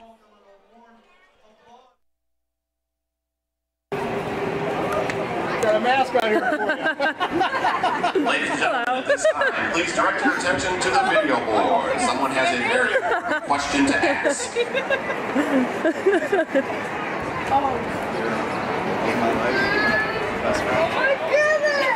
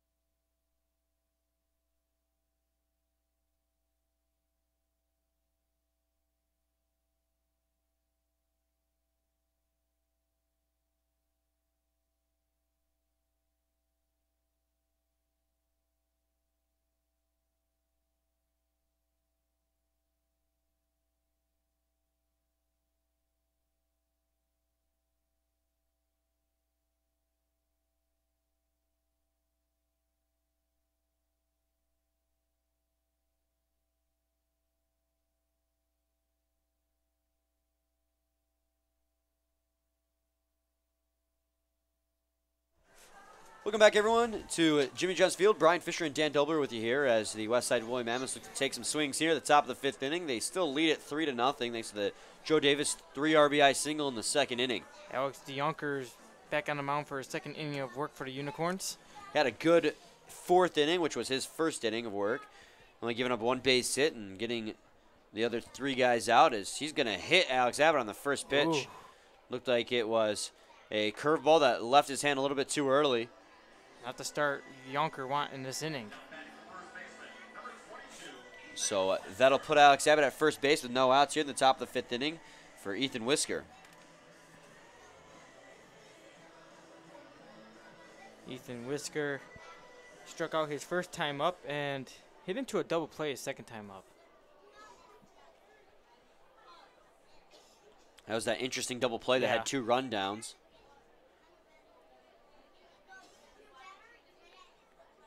First pitch comes in. He's going to sky that one towards right field. On the run is Erlinson. Ranging to his left. Will make the catch on the foul line on the right side. That'll be the first out of the inning. So 2 pitches and a hit by pitch and a fly out. So I guess DeYonker's making quick work of the batters one way or the other. Yeah, right. I guess if you look at it that way.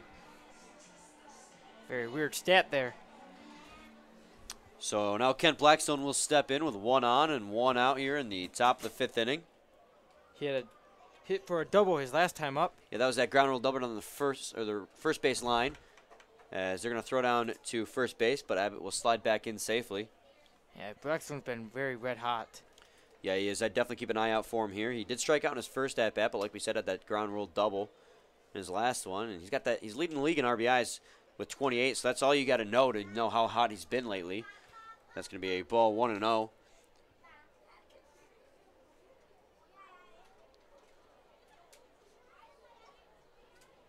As DeYonker sets on the mound, the 1-0 pitch comes in. He's going to sky that one high in the air behind home plate. Right above us. It'll be 1-1. I didn't see it land in the stand, so it must have gone over top. Abbott's getting out to his comfortable lead there at first. Yeah, luckily DeYonker's a left-handed thrower, so he has a pretty good view, and that's going to be a pickoff throw down to first base, and Abbott's frustrated at himself. And the Woolly Mammoths been very off tonight on the base pads. Yeah, there's been some poor base running from the Westside Woolly Mammoths today with that double play in the 3rd inning where there's 2 rundowns, and now that pickoff throw down to first base.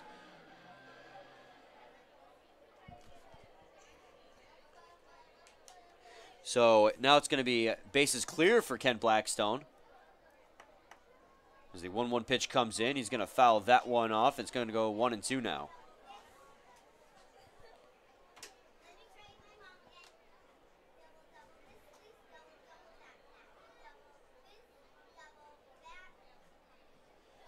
Here comes the 1-2 pitch from DeYonker. It's going to be grounded towards the second baseman, Rampone. Rampone taking a few steps to his left will make the throw down to Lolio at first. And it's going to be a 1-2-3 inning for DeYonker. A little bit odd one, though.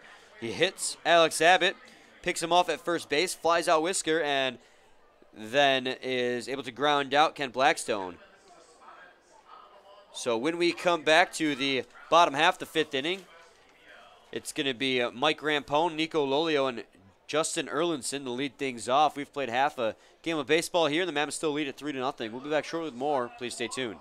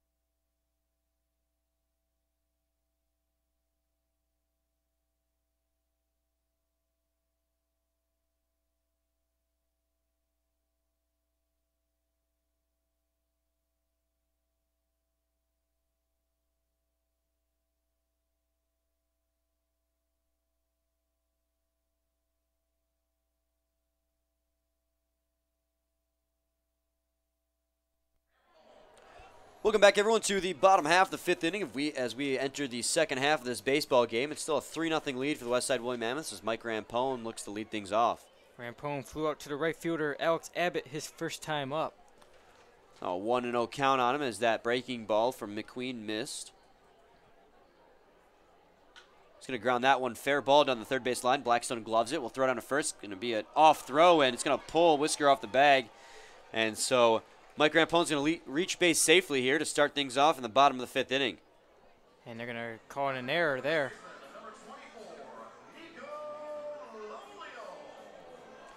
As Rampone will reach on an E5. That's the second error the Mammoths have committed in this ballgame. So now Nico Lolio will stand in. Lolio's last time up flew out to the left fielder, R.J. Fuhr. Hit that one to the warning track, however. He's got a lot of power in that bat, so keep an eye on him here. They're going to throw it on to first base. That throw is kind of high for McQueen, but leaping, Whisker was able to glove it. Rampone down there at first base. There's a lot of speed on the base path, so keep an eye on him. He might try and steal.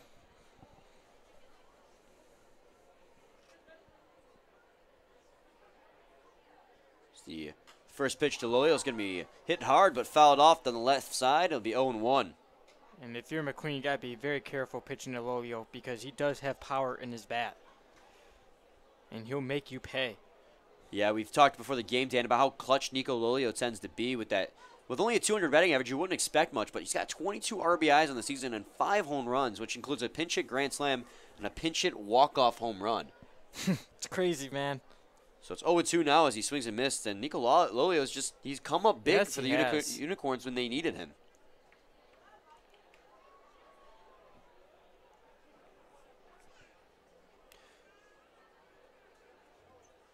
Comes the 0-2 pitch from McQueen. They're going to throw it on to first base, see if they can pick off Rampone, but he slides back in safely, 1-2. Now, here's something that we haven't mentioned. Travis McQueen's out there for the fifth inning of work, Dan. Yes, he is. McQueen only went 4 innings last weekend when it was me and Steve on the call, but he has earned his right to be out there again here as the 1-2 pitch comes in, and that's going to be skied high in the air, out of play, and will remain 1-2. Yeah, this is my first time seeing him making that starting role, and he's been very impressive, Brian. Without a doubt, he's been impressive. He has 5 strikeouts so far today, and 4 innings of work as the 1-2 pitch comes in. It's going to be grounded towards the first baseman, Whisker. Whisker has it, going to get the runner at second base, and the throw down to first is going to be to no one, as Lolio is going to get in safely. That one's going to get between Whisker and McQueen down there at first base, as the throw was really to nowhere, as they had to get out of the way for Lolio coming down the base paths. So Lolio will hit into a fielder's choice, and Rampone will be out at second.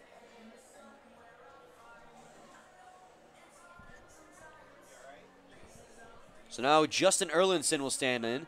And Dan, that was a great heads-up play by first baseman Ethan Whisker. Yes, it was. He got the lead runner. Yeah, he got that ground out at first base, and it would have been an easy play going on the first, but he knew it would have been better if he could get that lead runner, and he threw down to second base, was able to get him. Nearly got the double up, but unfortunately, with Lolio coming down the base paths, it was a tough play to make. It's 1-0 now on Erlinson as that pitch missed outside. Erlinson in his first appearance struck out, but still got time here in this ballgame to get his first hit here in USPBL. It's going to be a ground ball down the left side. 1-1 now. Yeah, he struck out on, I believe, 4 pitches his last time up.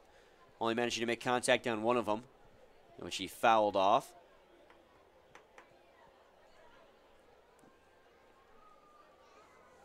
Like you mentioned, Dan still looking for his first hit here with the USPBL and the Utica Unicorns as the 1-1 pitch comes in. He's going to ground that one down the left side, 1-2.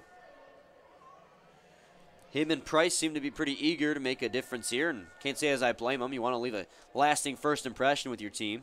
I mean, we've seen Whisker did it, and also Brandon Schaefer when their first period hit a solo shot for Schaefer, and then, of course, Whisker with the 3-run home run. 1-2 pitch comes in, and that's going to be down low for a ball, and count's going to fall even 2-2. Yeah, Whisker and Schaefer, like you were just mentioning, both hit home runs for their first hits with the USPBL. Schaefer was the leadoff batter in that ball game in the first inning, hit a solo shot, and then Whisker with the 3-run home run later in that ball game. As the 2-2 comes in, it's going to be a ball outside. They pumped to throw down to first base, but Cross decides to keep it. And it's going to be a full count now to Erlinson. Erlinson already improving in his first at-bat. He's got the count full now.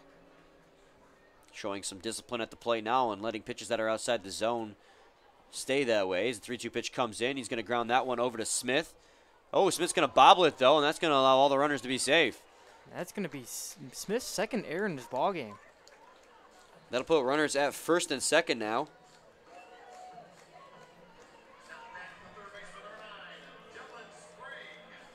Just unfortunate. Well, Mammoths could have had a double play there. Not just that, but it would have given them at least 2 outs. But that means both Price and Erlinson have reached base safely for the first time in their careers with the Unicorns on errors. A little bit of an odd stat there. But they'll take it.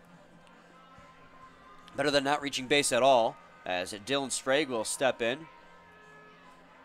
He's got runners in scoring position as the Unicorns look to get their first run across home plate here. Still got only 1 out here in the bottom of the 5th inning. That one's going to be a strike 0-1. Dylan Sprague grounded out to the shortstop. Jeff Smith, his first time up.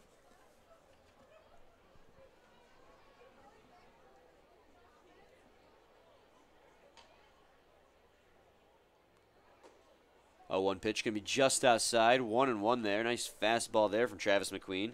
Tried to bait Dylan Sprague, but he didn't bite.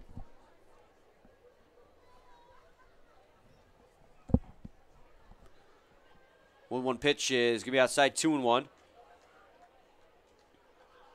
Runners at first and second, a 3-0 deficit for the Unicorns right now. Unicorns have a perfect chance here to get their runs on the board. So the 2-1 pitch comes in.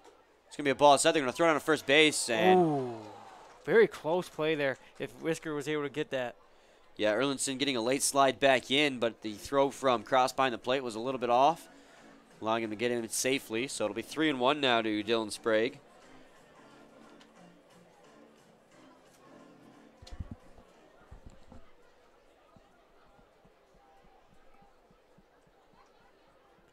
The 3-1 pitch comes in. It's going to be fouled into the netting behind home plate. Be 3-2 now.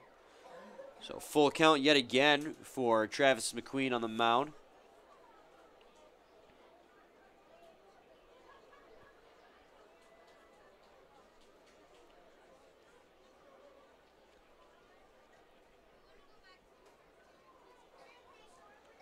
The 3-2 pitch comes in. He's going to drive that one fairly deep out to center field. Fiesel backing up will make the catch. Taking up from second is going to be Lolio. He's running down to third base, and he'll get in there safely. Both runners advance, actually. And a productive out for Dylan Sprague as he flies out to center field, advancing both runners in a scoring position.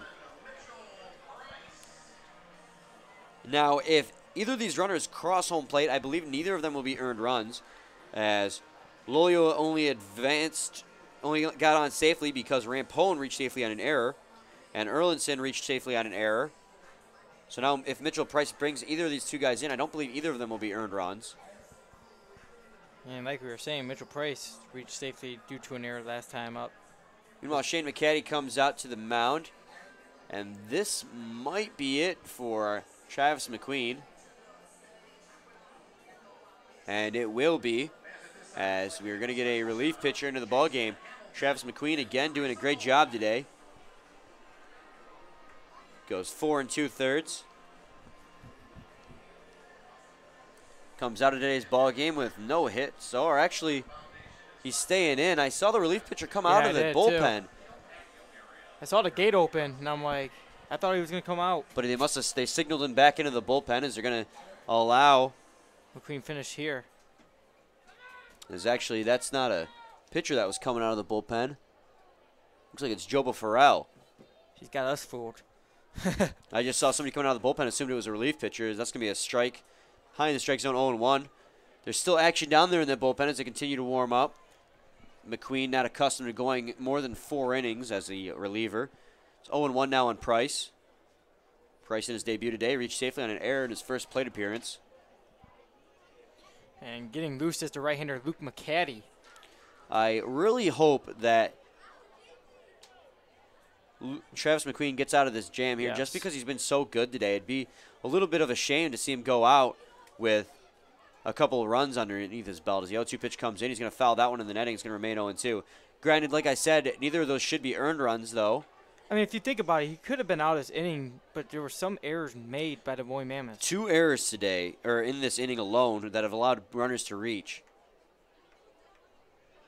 But, you know, Mitchell Price, making his USPBL debut, has a perfect chance here to get his Unicorns on the board. As he fouls another one off, 0-2 still. You got Lolio over there at third in scoring position.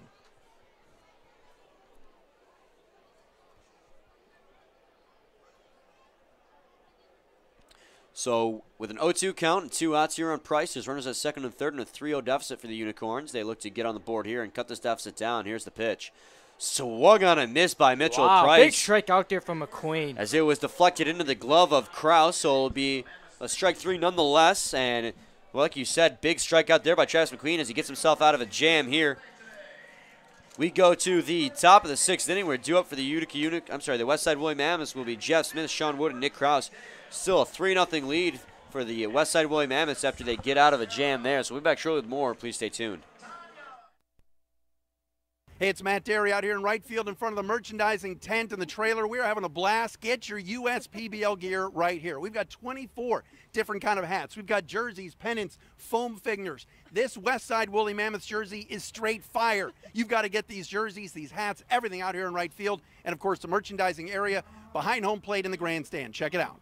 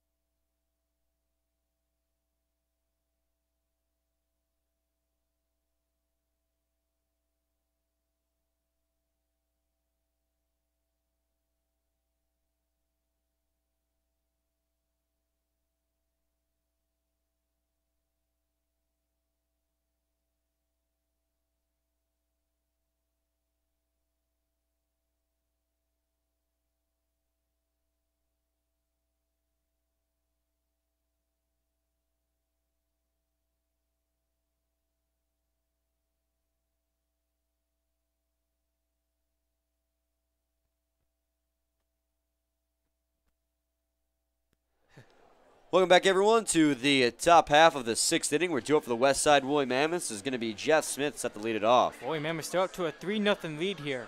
Yeah, they got themselves out of a little bit of trouble. A couple of errors from their infielders, allowed runners out second and third base, but Travis McQueen not yielding, got them out of that inning, and they, like you said, Dan, still have that 3-0 lead. Alex DeJonker out on the mound for the Unicorns in his 3rd inning of work. He's done a great job so far. He has only given up 1 base hit. He's allowed 2 base runners thanks to a hit by pitch in the 5th inning, but then promptly picked him off at first base. So he cleans up his own mistakes as well as Jeff Smith stands in. Swing and a miss there by Smith at a curveball, 0-1. He's 0 for 1 despite being walked his 2nd time up. Yeah, worked himself into a 3-2 count that last time up. A 1 pitch comes in, and that'll be bounced in there, 1-1. Coming into tonight's ball game, Jeff Smith was hitting .207, has 23 hits and 9 RBIs. He's had a couple of mistakes on the infield as well. He's responsible for 2 errors today. Just hasn't been his day as he hits that one up the middle for a base hit. That will make up for it. Yeah, that's a good way to start things turning around. Like we were saying, he's starting to come around offensively, too. He's been getting at least a base hit in every game recently, and there's one there, too.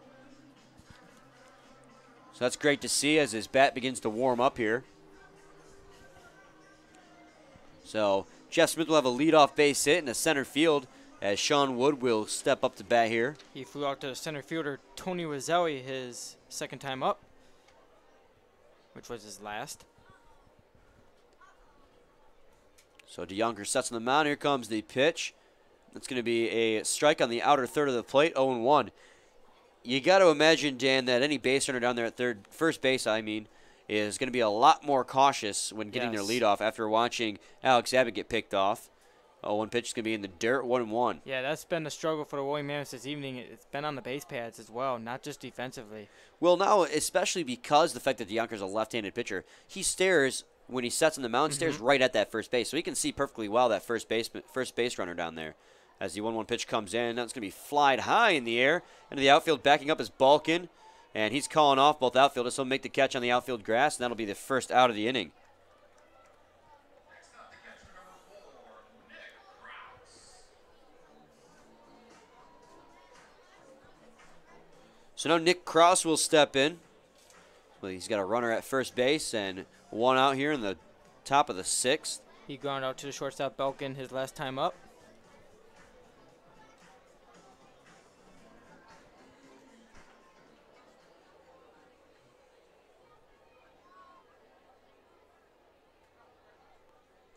Breaking for second base is Jeff Smith, and he'll get in there without a throw. Oh, man, he had the wheels there, didn't he?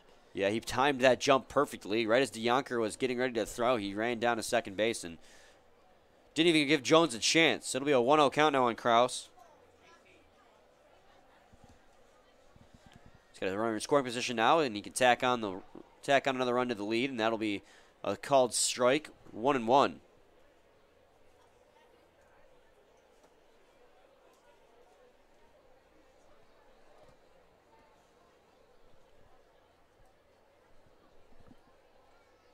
Comes the 1-1 pitch. He's going to throw a curveball high. Ended up missing the zone high. 2-1. Got to be careful with those off-speed breaking balls high in the zone because you can get those belted into the center field over the wall pretty easily. Krause will make you pay for it. Breaking for third base now is Jeff Smith, and he'll get in there without a throw. And Jeff Smith has now stolen second and third base. This is what Jeff Smith is when he gets on the base pad. Yes, he is. And you got to watch out for him. It's great to see his bat warming up now because he's such a threat on the base pads. So when he gets on the base pads, he is such a base-stealing machine. He's a threat. So it's great to see his bat warming up as well, so he gets on the base pads more often and lets us admire that aspect of his game. As the 3-1 pitch comes into Krause, he's going to take on that one. It's going to be a ball inside, and he'll have a walk here. And we have runners at the corners now with just one out. Now R.J. Fuhr will step in. He struck out his last time up. Now, if I were the Utica Unicorns, I'd be awfully careful here. The Westside Woolly Mammoths, a couple days ago, tried a double steal with a runner at first base. The team they were playing at the time, which I believe was the Beavers, were smart enough to realize that's what they were going to try and do. And they didn't bite. Yeah, you know the Beavers are known for doing that as well on the base pad, so they caught on as well. So the runners at the corners is going to be R.J. Fuhr up the bat here. And the first pitch to him is going to be a strike down low, 0-1. He's got runners at the corners with one out, and he can extend the lead here for the Westside Woolly Mammoths as they lead 3-0.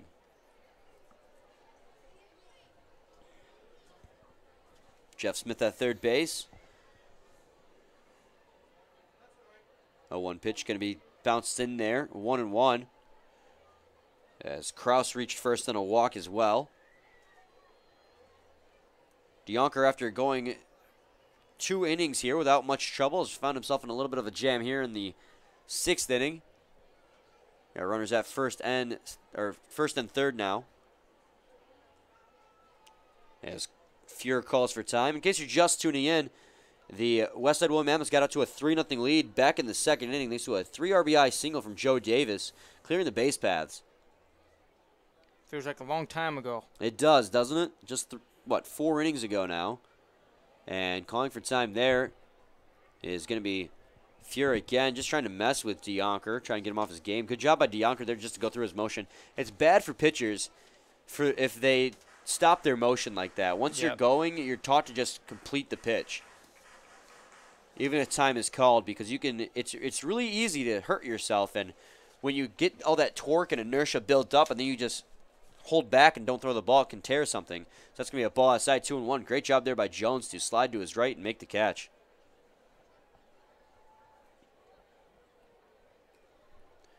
RJ Fier is 0 for 2 today. Another player whose bat's been warming up lately for the Westside Woolly Mammoths. 2-1 pitch, going to be down low. Count's going to go to 3-1 now. And DeYonker threatens to walk the bases loaded. And if RJ Fier walks here, that'll be his 18th walk. Been walked a lot, Brian. They're going to throw it on to first base, and Krause is going to get back in safely. Yeah, he has been walked quite a few times this season, like we were mentioning in his last at-bat. He has 17 walks, which is more hit than the hits he has in this season so far. Only 14 hits. So he manages to get on base even though he hasn't been hitting very well. He's going to hit that one down the third base line right to the third baseman Sprague. They're going to throw it down to Rampone at second. Down to the first baseman Lolio. Going to pull him off the bag, however. And that's going to allow the runner from third base to score. So it's going to be a RBI fielder's choice for RJ Fier.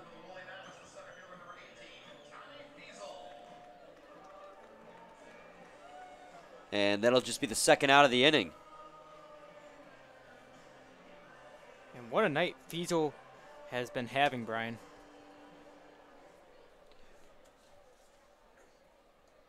It's going to be a foul ball into the netting behind home plate, 0-1. Yeah, Fiesel's been doing a great job so far.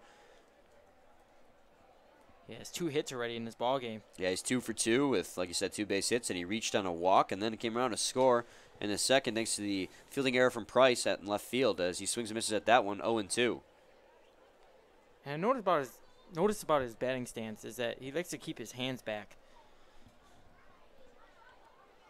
Maybe get some more power into it. As the 0-2 pitch comes in, he swings and misses at that one.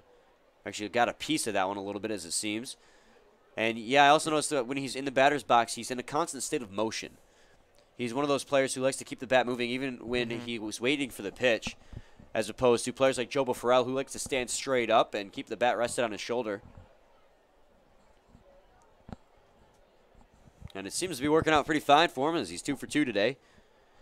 I just want to talk a moment about Jeff Smith, who has really done his team a favor here. Stealing second and third base has done wonders. Meanwhile, running for second is Fier, but it's going to be fouled off. 0-2 will remain. Yeah, he's done a great job, Brian. Yeah, if it weren't for Jeff Smith stealing second and third base, they wouldn't have scored that run just now on that fielder's choice. So great job by Jeff Smith to steal second and third after reaching on a base hit. And like I was saying, that's why it's so important for him to get more consistent in the batter's box because he's such a threat in the base paths. That's going to be a dropped pitch there by Jones, and that'll allow RJ Fier to steal second without much of a problem. And you know, that definitely makes up from the errors that he made. Yeah, Smith, who's been struggling defensively today, has given up or has had 2 errors already. But like you mentioned, those 2 stolen bases and that base hit have really come in handy here as they extend their lead to 4-0. The 1-2 pitch comes in. He's going to foul tip that one off as Fiesel stays alive here. He's got a runner in scoring position now, and he can further extend the lead for the Westside Woolly Mammoths. Mammoths showing no fear on the base paths after watching Abbott get picked off in the 5th inning, having stolen 3 bases this inning. That's going to be bounced in there for a ball. Count's going to fall even at 2 apiece now.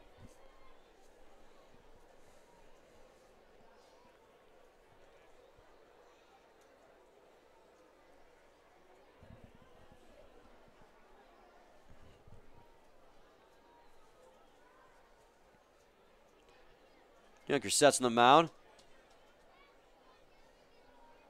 The 2-2 pitch comes in, and that's going to be a called third strike. He's going to ring up Tommy Fiesel. And that's DeYonker's second strikeout. He watches that 85-mile-an-hour fastball go right down the heart of the plate. And like you said, that's his second strikeout, and that's going to get him out of this little bit of a jam.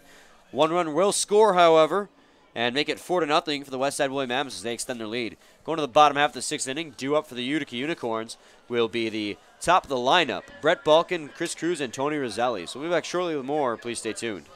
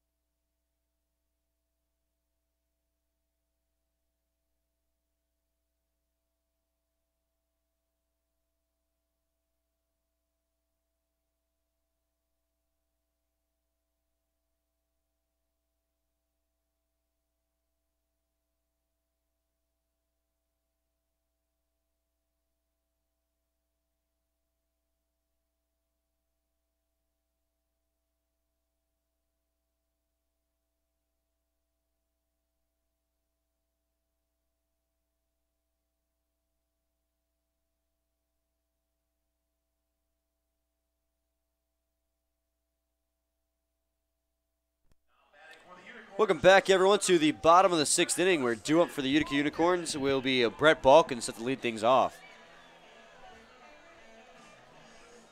He's 0 for 2 tonight. Yeah, he struck out looking in the first inning and then popped up to the, or grounded out to the first baseman Ethan Whiskers last time. Travis McQueen is back on the mound for his 6th inning of work.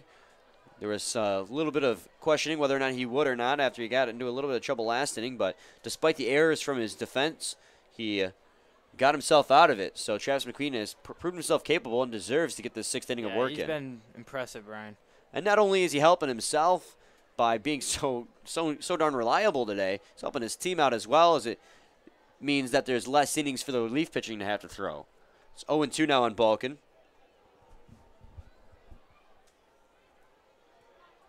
He also has something missing in a very important column, which is great to see, as that one's going to be way outside, 1-2. You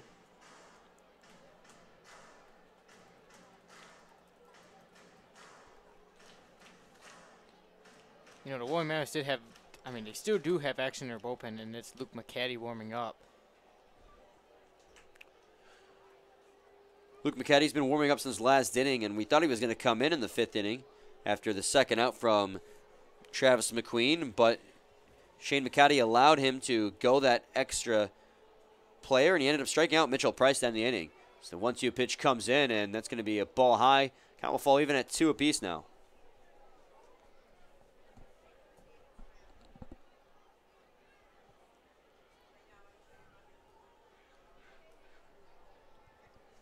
The 2-2 pitch comes in. Ooh, and that's going to catch Brett Balkin. He's going to reach first base on a hit by pitch. Brett Balkin likes to crowd the plate down there and ended up hitting him that time. That's the second hit batter in this ball game. Yeah, the first one came from Alex DeYonker back in the 5th inning as when he hit Alex Abbott, but then he successfully picked him off at first base. So Chris Cruz will step in now, the runner at first base, and no outs here in the bottom of the 6th inning. Unicorns down by 4 now after the Mammoths tacked on another run thanks to the RBI fielder's choice from R.J. Fuhr. It's going to be a strike on the outside edge, 0-1. Nice fastball placement by McQueen as that one just barely hit the strike zone. Yeah. And Cruz, who's up right now, he's 0 for 1 tonight, despite being walked back in the first. Has a stolen base as well. 0-1 pitch comes in, swung on a miss there. Pretty much the same location as last time, maybe a little bit higher, and Cruz decided to swing on that one, and he still missed on it anyways. So 0-2 now on Chris Cruz. McQueen sets again. Here comes the 0-2 pitch. It's going to be a ball outside. They threaten to throw down to first base, but Balkin, being the wiser, ends up jogging back in. So it'll be 1-2 now on Cruz.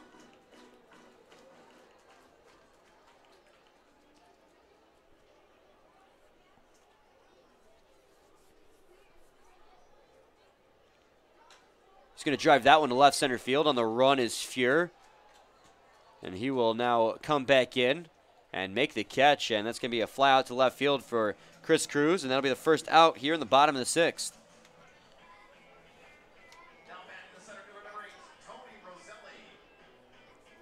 So Tony Roselli will step in for his 3rd at-bat of this ball game. He's 0 for 2 tonight. Struck out his last time up. He's got an opportunity here. There's a runner at first base, and the Unicorns are still looking to get the game going here as they just haven't been able to do much, offensively speaking, in this game tonight. They trail by 4 runs.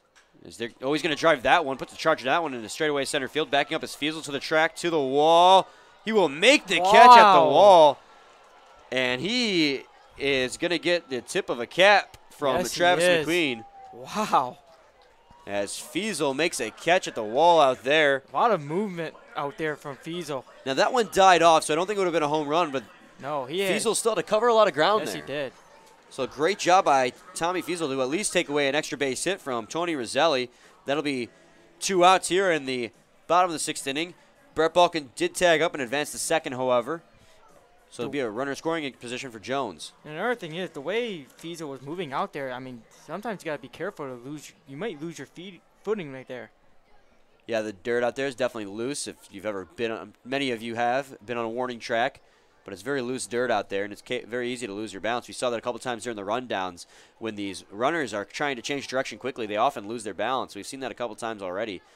It's 1-0 now on Jones. What a great catch there. The 1-0 pitch comes in, and that's going to be a strike on the outer third of the plate. 1-1 now to Jones. So runner in scoring position for the Utica Unicorns as they look to get on the board here. They trail currently by 4 runs. The 1-1 pitch comes in, and that's going to be a ball low, 2-1. Brett Balkin out there at second base is a threat to try and steal third. He's got a lot of speed out there, and McQueen's been keeping a cautious eye on him as well.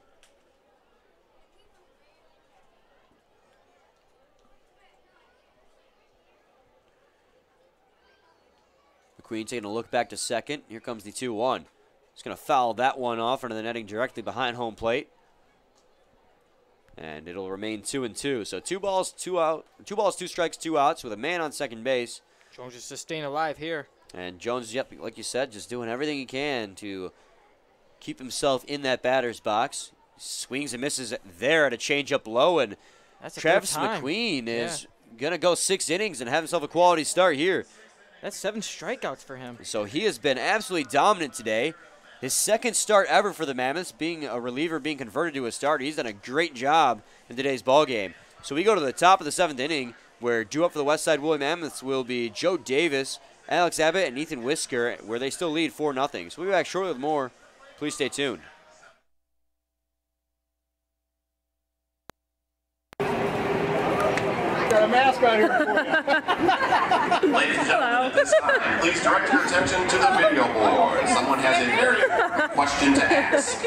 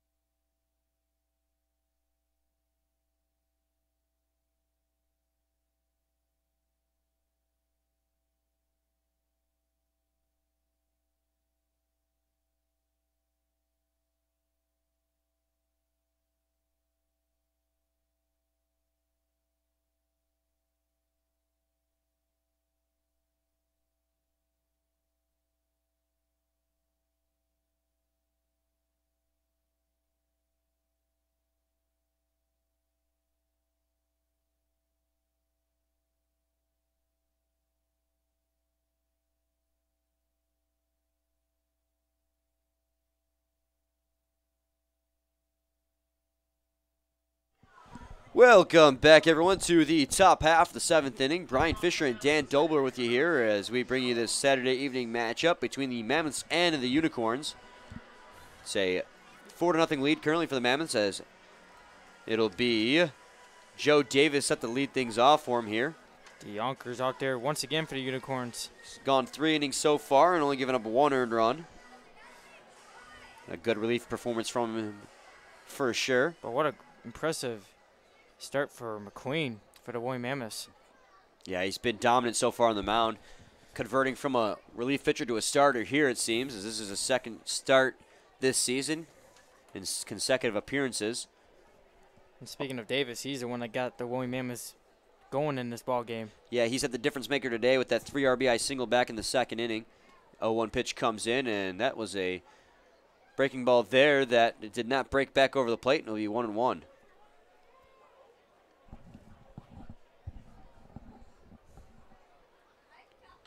He's going to ground that one over to Balkin at short. Balkin has it. Will take a step to his left and make the throw on Lolio, which will be in time, and that'll be the first out.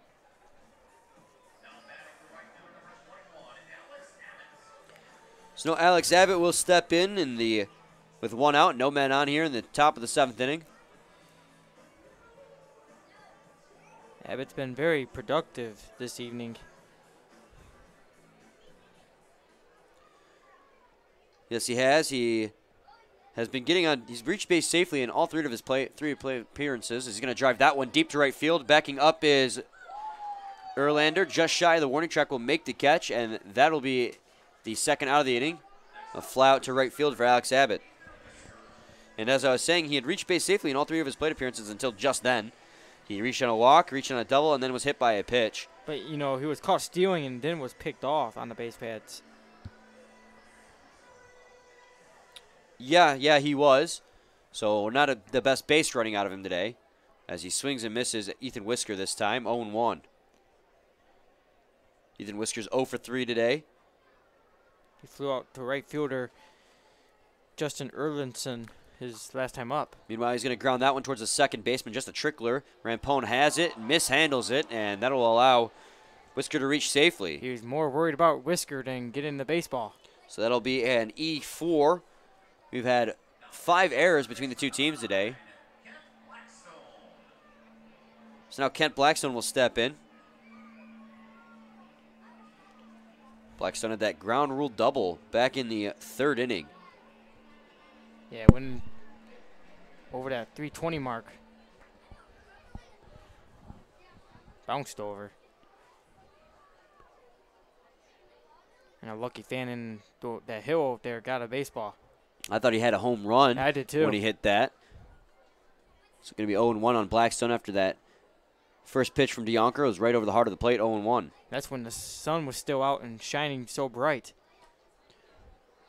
0-1 pitch is going to be in there for a strike as well. 0-2. It's 2 straight pitches Blackstone's taken on and taken for strikes at that.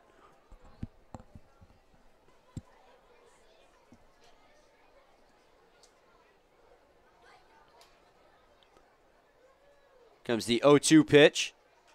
It's going to be skied high in the air down the 3rd base side. Sprague venturing into foul territory just by about a step will make the catch. And that's going to be it here in the top of the 7th inning with 7th inning stretch time here at Jimmy John's Field. And when we come back to the bottom of the 7th inning, due up for the Utica Unicorns will be Mike Rampone, Nico Lolio, and Justin Erlinson. It's still a 4-0 lead for the Mammoths. We'll be back shortly with more. Please stay tuned.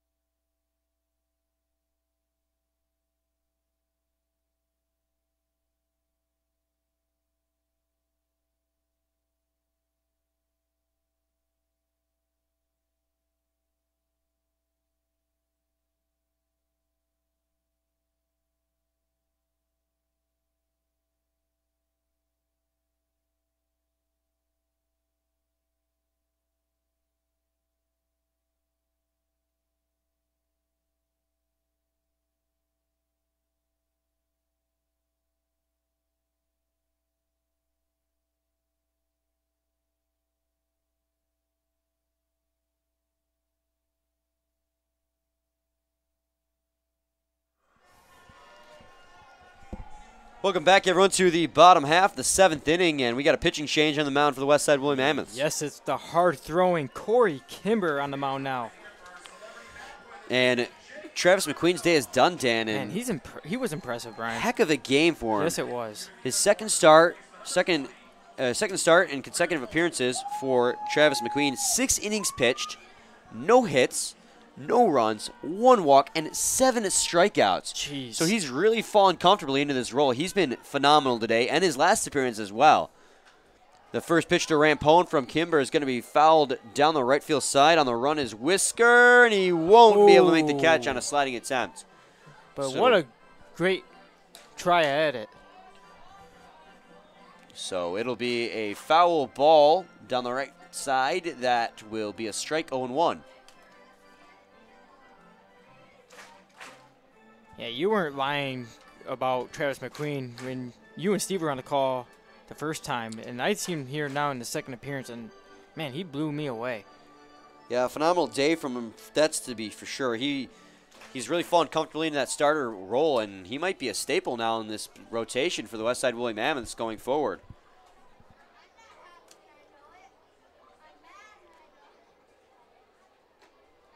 Swing and a miss there from Rampone, as he's going to be 0-2 quickly now. Rampone's 0 for 2 today.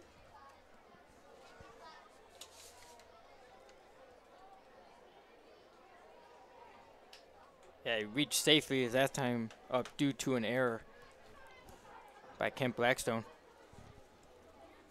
0-2 pitch is going to be dropped there by Kraus, but it'll be a ball, 1-2. The Woolly Mammoths committed 3 errors in this ball game, but you know the Unicorns committed 2, so It evens total that out. up, yeah. Both teams have committed errors, giving the other team opportunities to score, and so you can't say that it's been a one-sided ball game. The 1-2 pitch comes in. He's going to drive that one in the left field for a base hit, and that's going to be the first base hit for the Unicorns on today's ball game. Mike Rampone reaches safely. Man. So the first hit of the ball game comes to the first batter faced by Corey Kimber. Oh, Jake the Diamond Dog gets his bat for him and takes it back to the dugout where it belongs. Now Corey Kimber has to face off with Nico Lolio. And this is going to be a battle here. The unstoppable force versus the immovable object.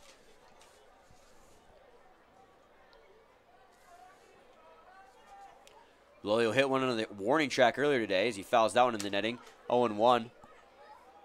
And then hit into a fielder's choices last time up, so he's 0 for 2.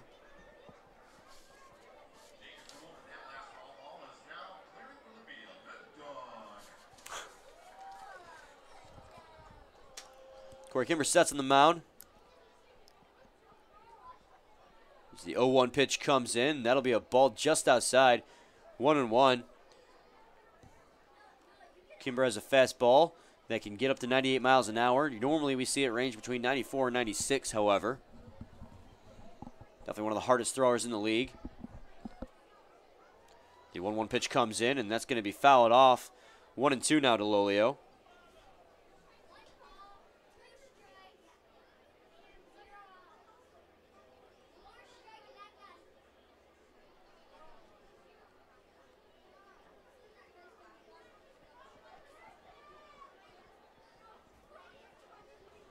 Kimber sets on the mound. Lolio's going to call for time, however.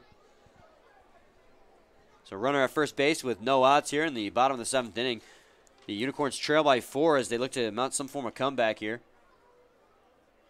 We're in the last third of this ball game. So 1-2 pitch comes in. It's going to be a ball outside. 2-2, count will fall even.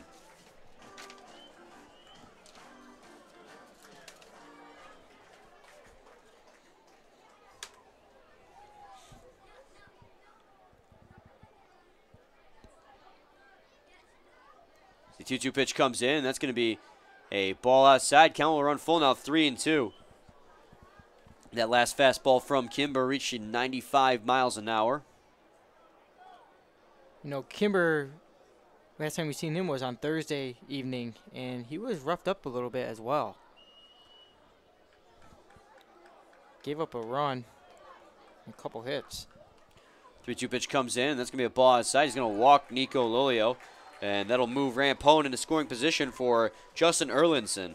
This is what the Unicorns need to get back in this ball game. They still have time. So now Justin Erlinson coming in with runners in scoring position has a chance to extend this or get a run back for the Utica Unicorns. His team trails by 4 runs right now. And he's still looking for his first hit with the Unicorns. This would be a perfect chance to get an impressive showing from here.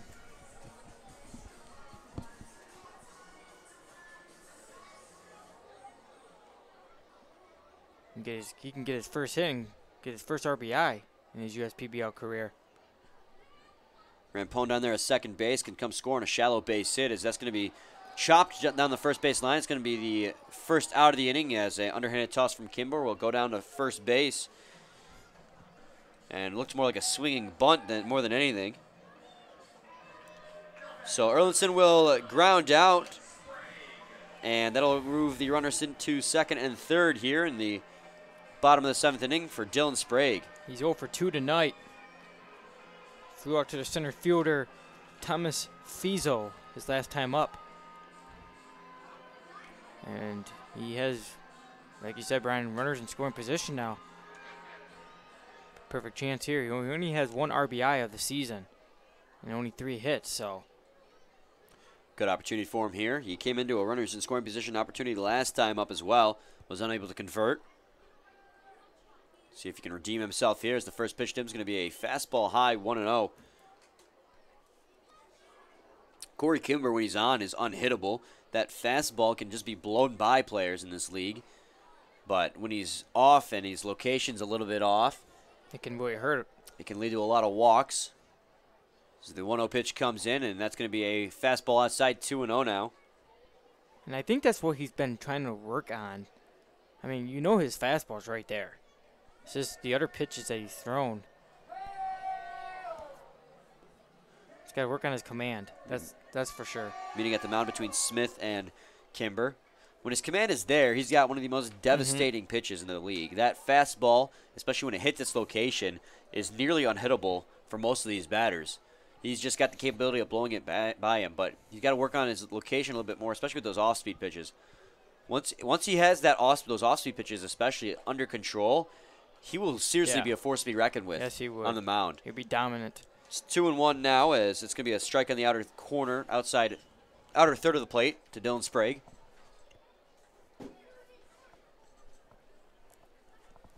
Two-one pitch outside for a ball, 3-1. You guess what I'm trying to say is Corey Kimber's just got so much potential. Yes, he does. To be such an effective reliever out of the bullpen for not just the Westside William Mammoths, but wherever he will end up in his future, whether that be in Major League organization or not. So the 3-1 pitch comes in, and that's going to be a strike on the outer third of the plate, 3-2. And right there was a perfect example of what he's capable of. A 94-mile-an-hour fastball on that outer third of the plate, just barely hitting the strike zone. Dylan Sprague didn't even give a chance to swing at that one.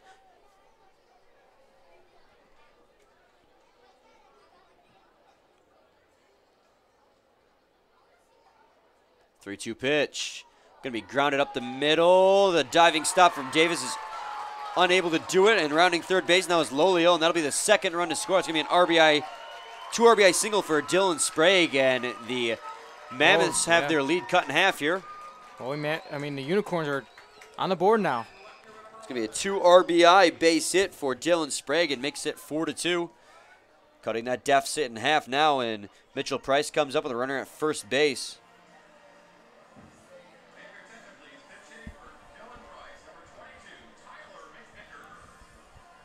We have a pinch hitter for Mitchell Price. It will be Tyler McVicker. He was a woolly mammoth at the beginning of the season, Brian. Yes, he was. He came out recently, or got traded, I should say, to the Utica Unicorns. There's going to be a meeting at the mound between Shane McCaddy, the infielders, and Corey Kimber. Maybe he looks to get some revenge on his former team. Yeah, he had a great game back on last Saturday. Pinch hit in the 4th inning for Lolio and ended up having a 3 RBI night. He went 2 for 3 in that ball game with a walk, 2 base hits, and 3 RBIs, like I was saying. So McVicker has been doing very well with the Utica Unicorns since coming over. Shane McKetty will return to the dugout now. And the infielders will take back their position, just trying to calm Corey Kimber down on the mound.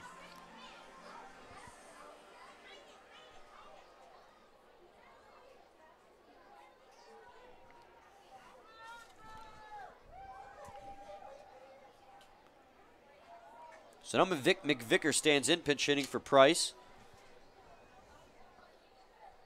That first pitch is going to be a strike 0-1.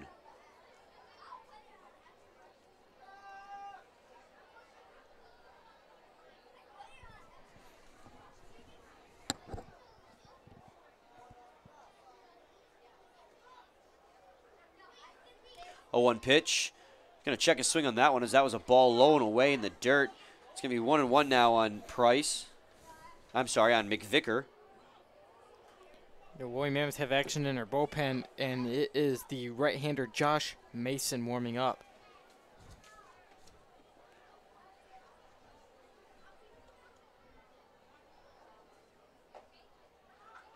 That'll be a strike, 1-2.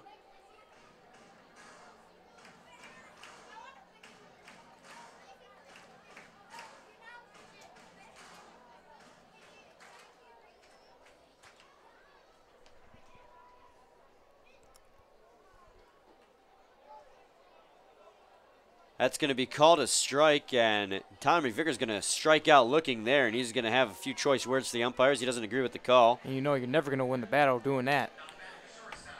Either way. Yeah, but it sometimes feels good just to get your thoughts out there. And that's just Corey Kimber's first strikeout in this inning after taking over for McQueen. So now Brett Balkin will stand in. He was hit by a pitch his last time up. So he's 0 for 2 so far today with that hit by pitch. He's got a runner at first base. His team has scored 2 runs here in the bottom of the 7th to make it 4-2. It's going to be a strike on the outside corner. 0-1. Looked a little bit outside, but a good frame job there by Kraus. Got them the call.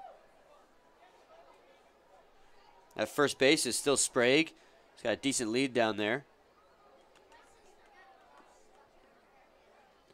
The 0-1 pitch is going to be inside as Brett Balkin has to dance out of the way of that one. 1-1.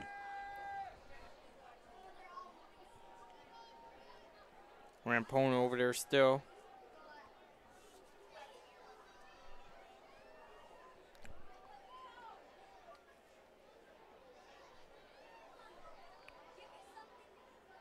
See, 1-1 pitch comes in, and trying to steal second base is going to be out Sprague, and he got a really late jump on that steal attempt, and he ended up getting thrown out at second base. So the Unicorns do get 2 runs back here and cut down the deficit to 4-2. We're going to go to the top of the 8th inning. We're due up for the Westside William Mammoths. Is going to be Jeff Smith, Sean Wood, and Nick Krause. We'll be back shortly with more. Please stay tuned. Hey, it's Matt Derry out here in right field in front of the merchandising tent and the trailer. We're having a blast. Get your USPBL gear right here. We've got 24 different kind of hats. We've got jerseys, pennants, foam figures. This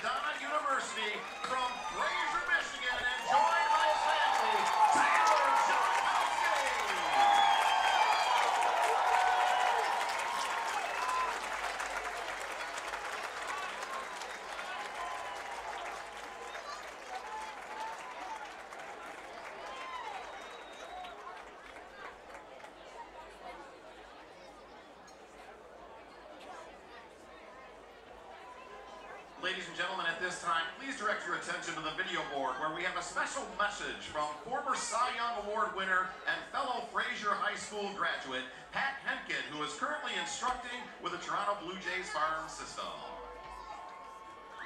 Hey Taylor, this is Pat Henkin from Fraser High, Michigan.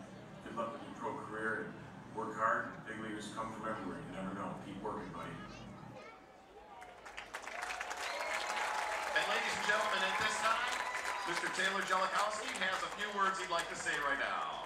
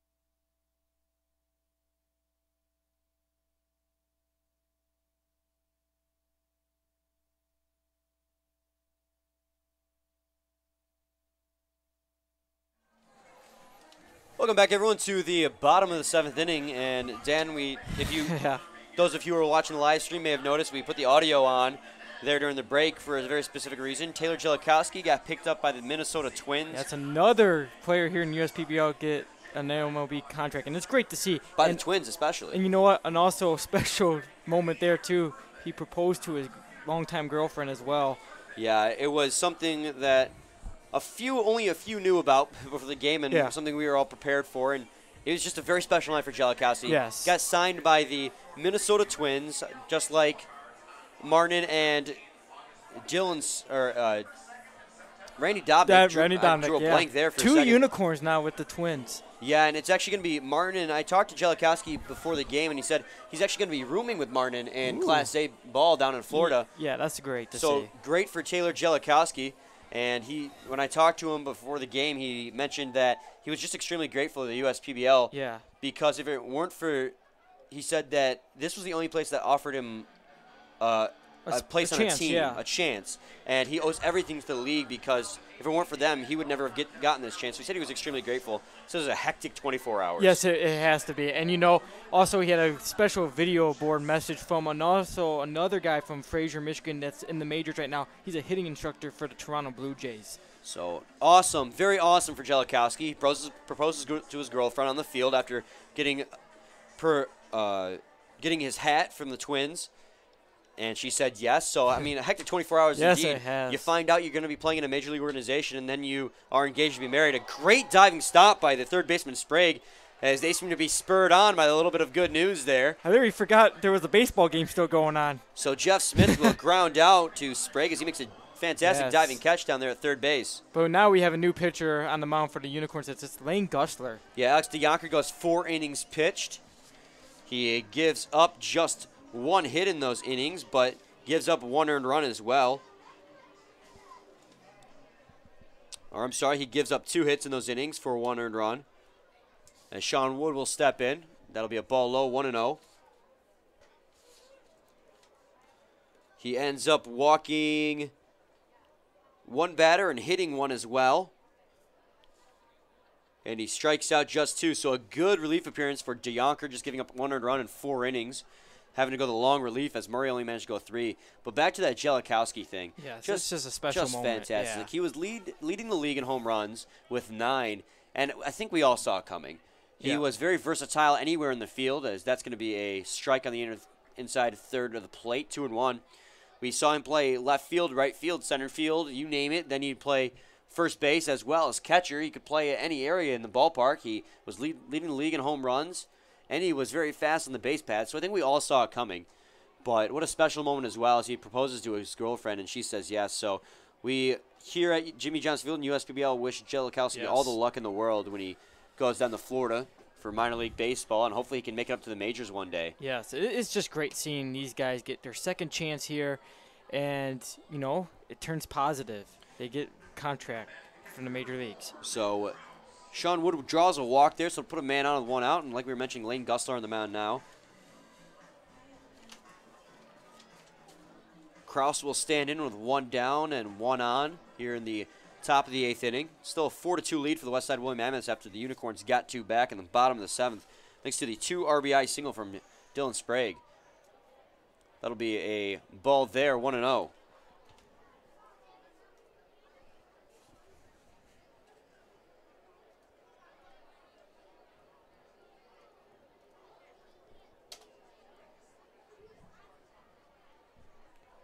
That 1-0 pitch is going to trickle away from Jones behind the plate.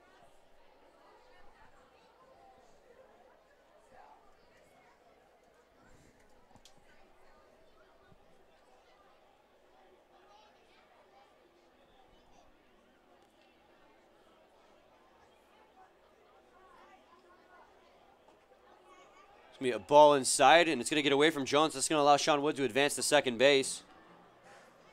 So a wild pitch will allow Wood to advance, putting a runner in scoring position for Nick Cross now with a 2-1 count and 1 out. Cross so far today is 0 for 1. He's drawn 2 walks.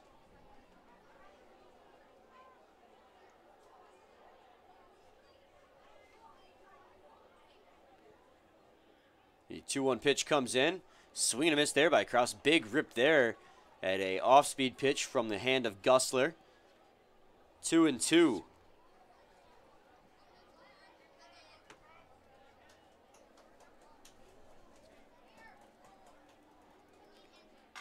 He's going to break his bat on that one, and it's going to be grounded over to Sprague at third base. He'll make the throw down to Lolio at first, and that'll be the second out of the inning. Still a runner at second base, however. Cross broke his bat at the handle on that one as the barrel of the bat went flying down the third base line, and it just grounded it to Sprague instead. So now it's going to be R.J. Fuhr who steps in.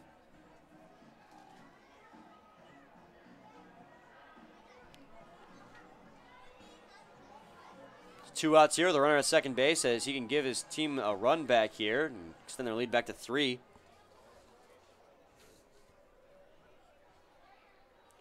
First pitch to him is going to be a ball low, 1-0. Low and away as well. Fuhr is 0 for 3 so far today. He grounded into a fielder's choice his last time out for an RBI. That was back in the 6th inning. Also still second base after that.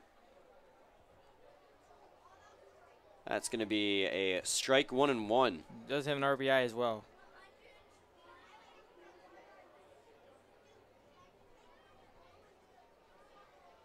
He has a perfect chance here to extend the lead for the Mammoths with Sean Wood over there at second. That's going to be a strike, so the count will fall to 1-2 now on R.J. Fuhr after he takes that one over the heart of the plate.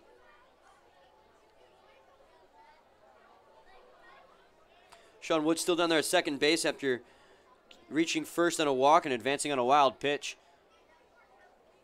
The 1-2 pitch comes in. He's going to ground that one foul. And it'll remain 1-2.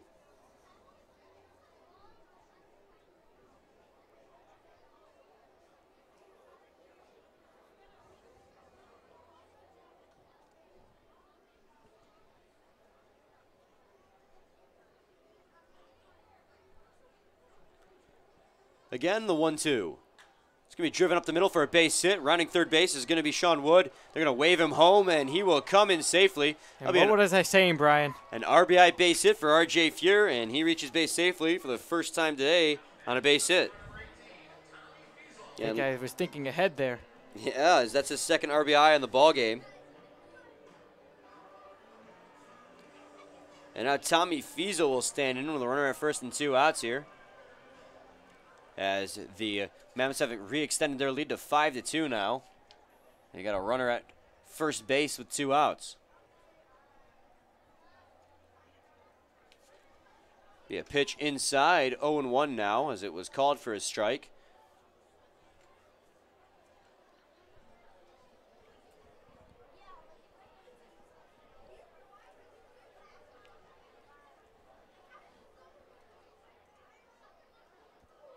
Swing and a miss there at a pitch that got away from Jones.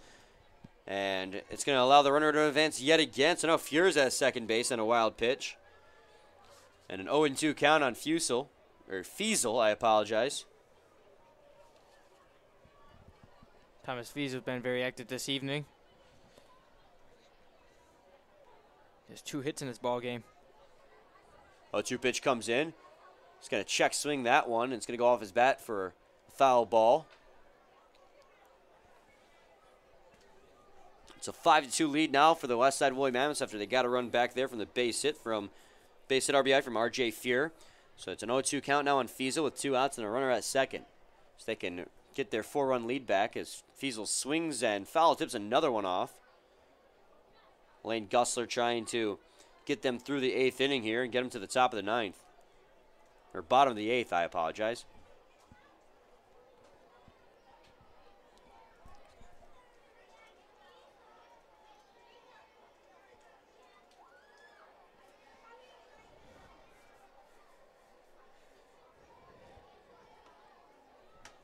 The 0-2 pitch comes in, and that's going to be a ball away. Good job there by Jones to snag that one before it got to the backstop.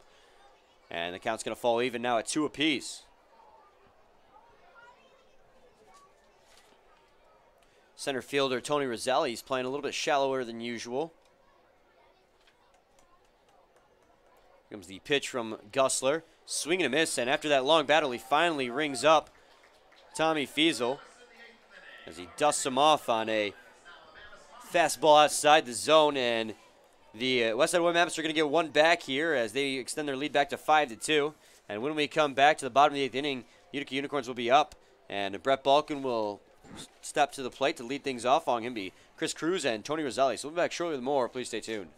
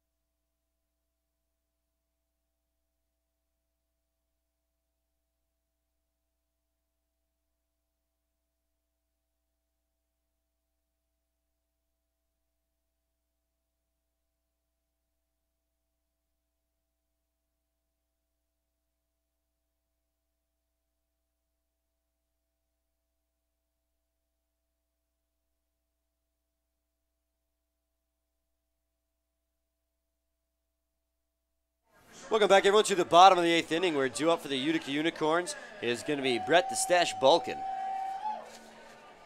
He was hit by a pitch his last time up. He was actually up to bat in the 7th inning, but Dylan Sprague got caught stealing, so he'll have to lead things off here in the bottom of the 8th instead. He'll get new life. His team got 2 runs back in the bottom of the 7th inning, thanks to a 2 RBI single from Dylan Sprague to make it 4-2. But the Mammoths tacked another one on, making it 5-2, thanks to an RBI single from R.J. Fuhr, his second of the evening. So 0-1 now to Brett Balkin after he fouled the first pitch off.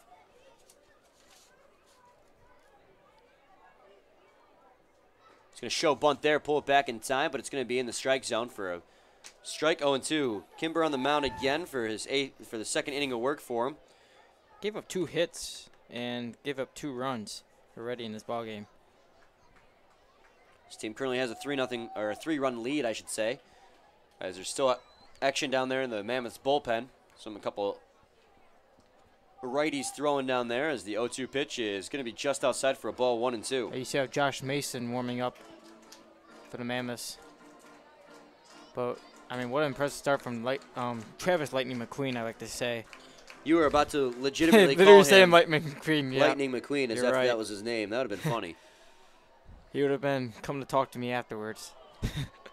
And that's going to be a strikeout for Brett Balkin as he walks back very swiftly to the dugout. Probably frustrated himself. But Corey Kimber is going to get a second strikeout of his outing. And now Chris Cruz will step into the one on and one, or no men on, one out here in the bottom of the 8th inning. Not much from Chris Cruz this evening. Only reached back in the first due to a walk. And he also has a stolen base. Flew out the other 2 times. He's going to drive that one to the shortstop. Good diving play by Smith to get the stop, and a throw down to first is on the money. And that'll be a 1-pitch out for Chris Cruz as he grounds out to the shortstop, Jeff Smith. Jeff Smith definitely make up from those 2 errors he made defensively earlier in this ball game. That is for sure. He reached on a base hit earlier today, and then stole second and third, put himself in scoring position, eventually coming in to score. So Tony Roselli will step in.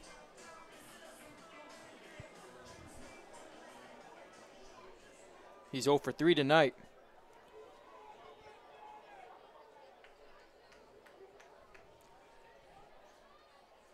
The first pitch to him. He's going to swing on a miss on that one. 0-1. Looked a little late there. It was an off-speed pitch from Kimber, not one you see very often.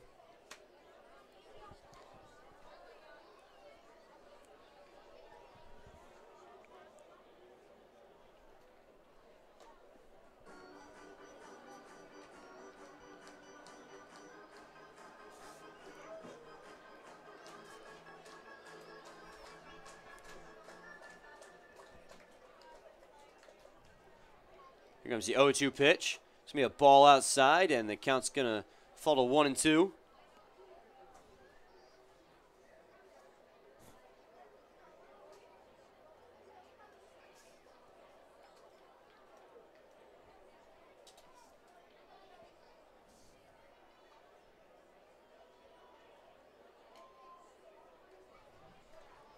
The 1-2 pitch is going to be outside yet again. 2-2 now after that fastball from Kimber missed.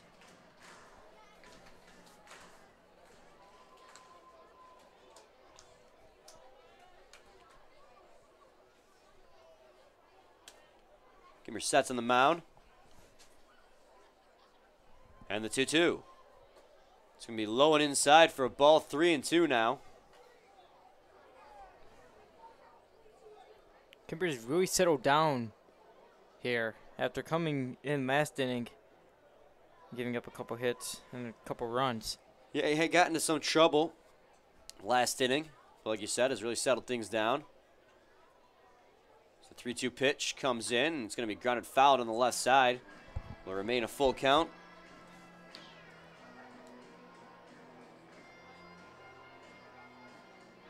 It's just his location he needs to work on, like we've been saying, especially with those off-speed pitches. 3-2 pitch Ooh. swung on and missed. Went with a off-speed slider there. Beautiful pitch there from Or Kimber. just a slider, I should say, as that was outside and got Tony Roselli to bite, and that is going to be the third strikeout for Corey Kimber as he bounces back and has a 1-2-3 8th inning. So we go to the top of the 9th inning where the Utica Unicorns still trail 4-2. Do it for the Westside William Mammoths, and the top of the 9th inning is going to be Joe Davis, Alex Abbott, and Ethan Whiskers. So we'll be back shortly with more. Please stay tuned.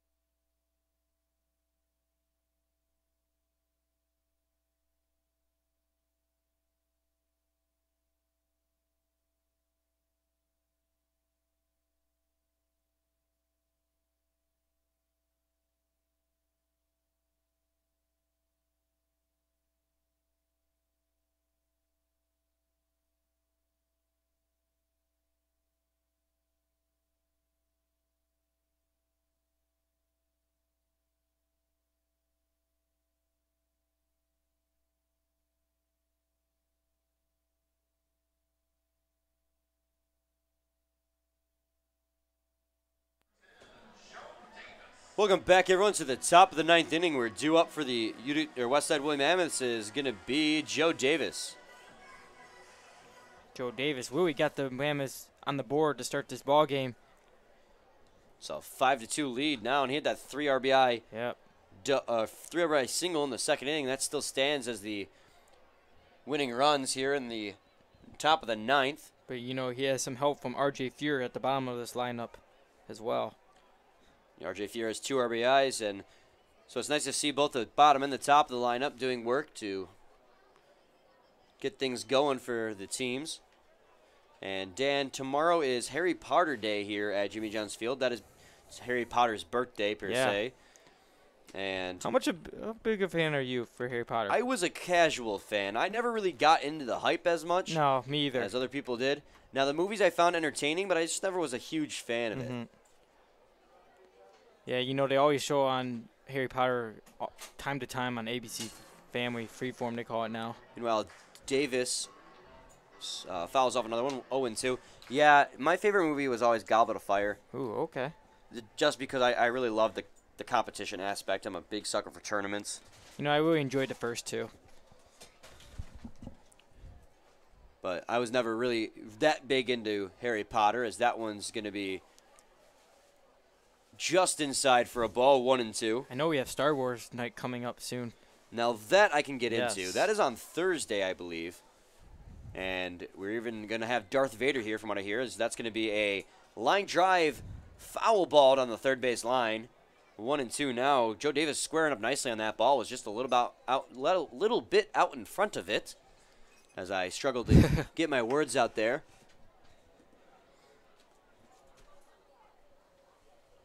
It's going to be Lane Gusler back on the mound here. He gave up an RBI single in the 8th inning. He's going to swing and a miss at that one as Joe Davis goes down on strikes here. That's Gusler's 2nd strikeout after coming in. It's a 2nd consecutive strikeout as well. And that'll bring up Alex Abbott for his 5th plate appearance of the ball game.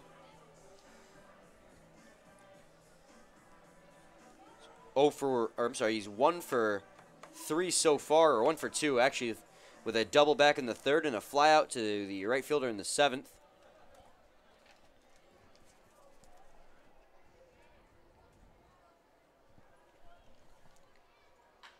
That's going to be a ground ball.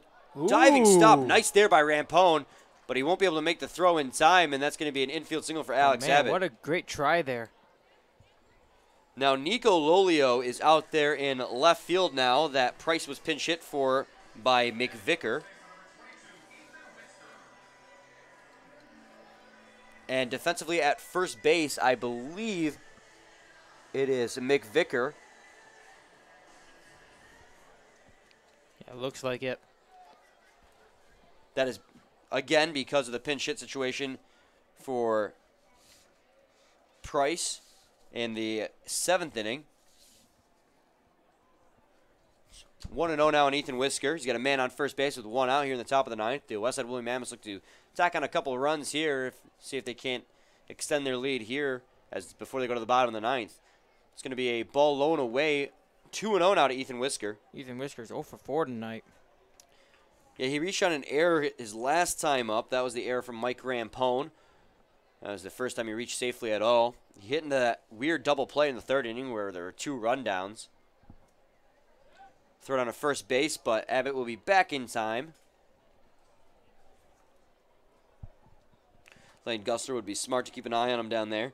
Despite that weird double play with the rundowns, it didn't deter the Westside William Mammoths run game at all. He's going to ground that one down to the 3rd baseman Sprague. They're going to get the runner at second base. Going to throw it on to first, and they're going to turn the double play to end the inning. Great job there by combination of Sprague, Rampone, and McVicker to turn that double play. So we go to the bottom of the 9th, where it's going to be the last call for the Utica Unicorns. And due up for them is going to be the 4, 5, and 6 hitters, Greg Jones, Mike Rampone, and Nico Lolio. That's their last hope in this ballgame as they trail by 3. So we'll be back shortly with more. Please stay tuned.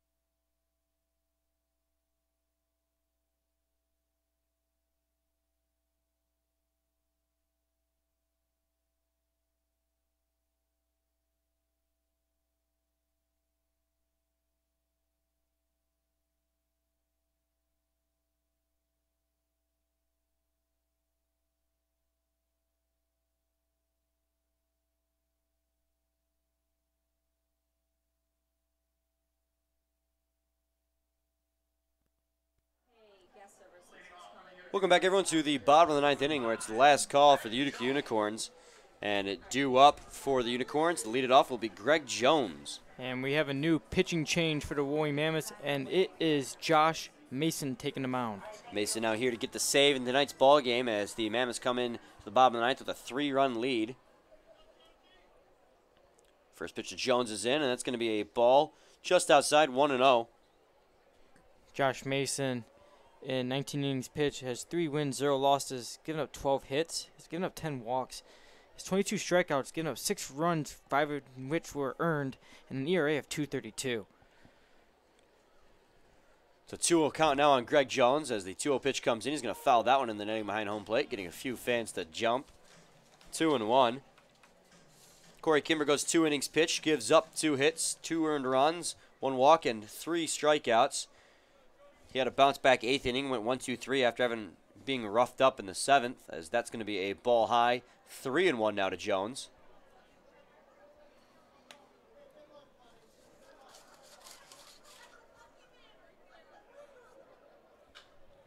He's going to hit that on a line right to Davis, who'll catch it. So a hard hit ball by Greg Jones, but unfortunately right on a line to the second baseman Davis will be the first out of the bottom of the ninth inning. So now Mike Rampone will step in with 1 down here in the bottom of the ninth as the Utica Unicorns are down to their final 2 outs now. He hit for a single his last time up. He did come around to score thanks to that 2 RBI single from Dylan Sprague.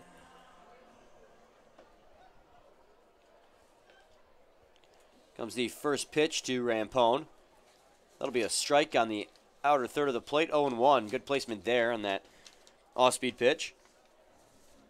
Came in at 81 miles an hour. He's going to drive that one. Ooh, a ground ball to Smith, and he's not able to get that one on the hop as it took a weird bounce. So that'll put a man on first base with 1 out here in the bottom of the ninth inning for Nico Lolio.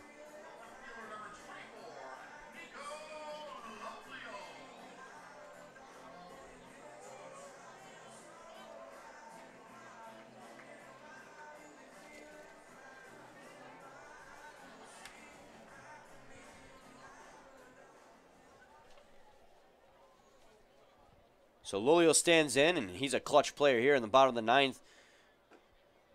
Let's see what he does here. He had a pinch hit walk-off home run in one of the games earlier this season. A home run here would only make it 5-4, but that would still be a vast improvement. Yes, it would. You know, we seen last night. It turned out to be a close ninth as well. It was like a 11-3 ball game, and then Hoppers came back. Made it to 11-8. They scored 5 runs. John Macon had a 3-run home run in that 9th inning as well as the 2-0 pitch comes in, and that's going to be a strike on the outer third of the plate, 2-1. The Hoppers showed their perseverance, and the Unicorns, I constantly are saying how much they persevere in a game. They can be down by a lot of runs and still come back and win it. As he swings and misses at that one, 2-2, count will fall even. We saw that in that ball game that ended up being 17-15. The Utica Unicorns in that game were down by, I believe, 5 runs in that ball game and came back to take the lead. There were a lot of errors in that ball game as well. It's going to be a ball high 3-2. He ended up breaking the record for the most runs scored in a ball game here at Jimmy John's Field and in the USPBL in total. As the 3-2 pitch comes in, and that's going to be a ball aside. So Lolio's going to draw a walk here in the bottom of the ninth. That puts a runner in scoring position with 1 out here, as the Unicorns aren't going down without a fight. A quick meeting at the mound between Nick Krause and Josh Mason. Josh Mason comes in today with a 2.32 ERA, so he's been reliable out of the bullpen for the Mammoths. Justin Erlinson steps in now. He reached safely due to an error back in the 5th, but grounded right back to the mound his last time up.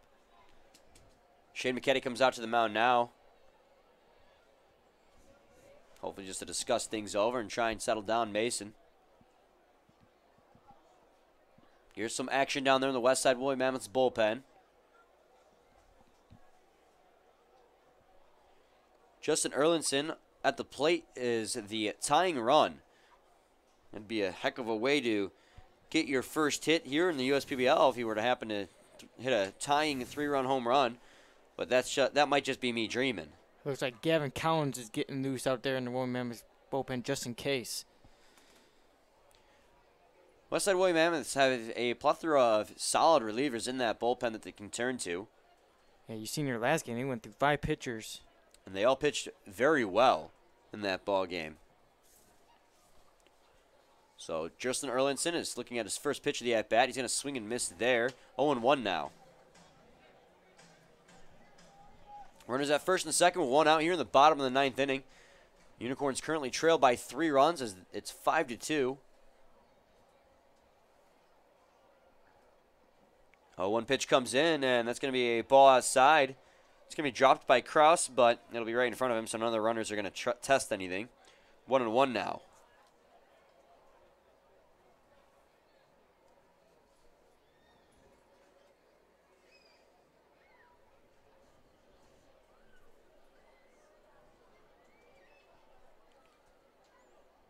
The 1-1 pitch from Mason is in, swing and a miss, and again by Erlinson, 1-2. Yeah, he went out and got that one, but unable to make contact with it.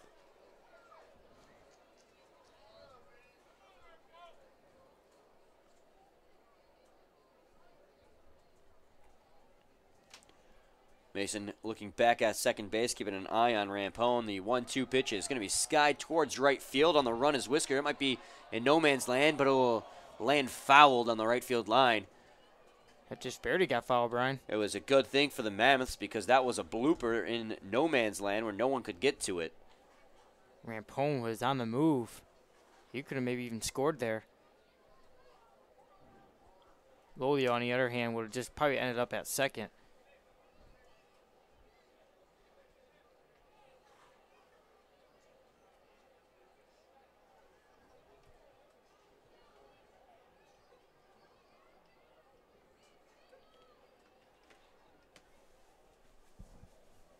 So Erlinson steps back into the batter's box as Mason will set. Again, the 1-2. That's going to be a ball just inside. Count will fall even at 2 apiece, and Unicorns not going down without a fight here in the bottom of the 9th inning.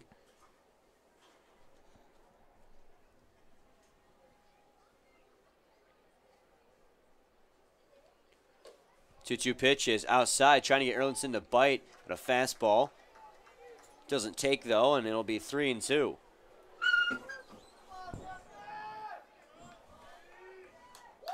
So full count now on Justin Erlinson. Runners at first and second here in the bottom of the 9th. 3-2 pitch. He's going to foul tip that one away, and he'll stay alive.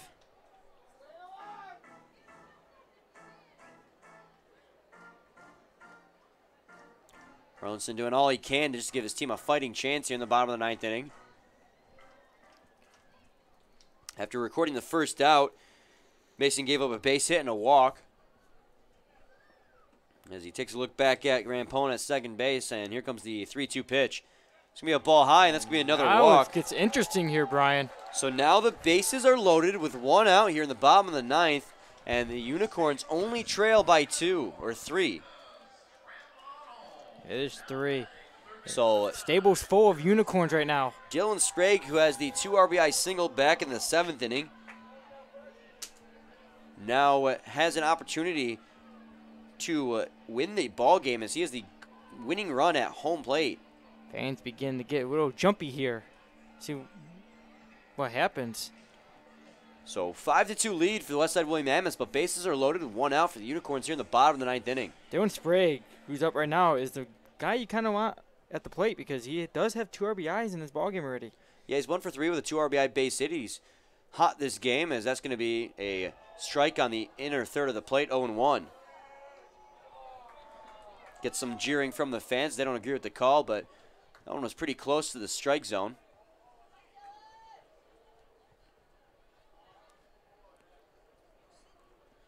Mason sets on the mound. Comes the 0-1 pitch. Swung on and missed there by Sprague. Big rip at that 0-1 pitch. And he falls to 0-2 now. Bases are loaded here in the bottom of the 9th inning with a 5-2 lead for the Mammoths. The Unicorns looking to get some runs back here and possibly tie this ball game. The 0-2 pitch comes in. Be flown foul down the left side, out of play. So it'll remain 0-2. Souvenirs brought to you by Northwestern Tech, the HVAC school that works.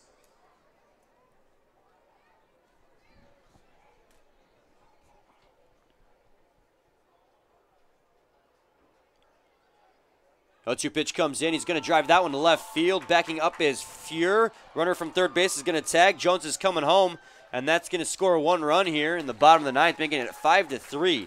So a sac fly RBI for Dylan Sprague.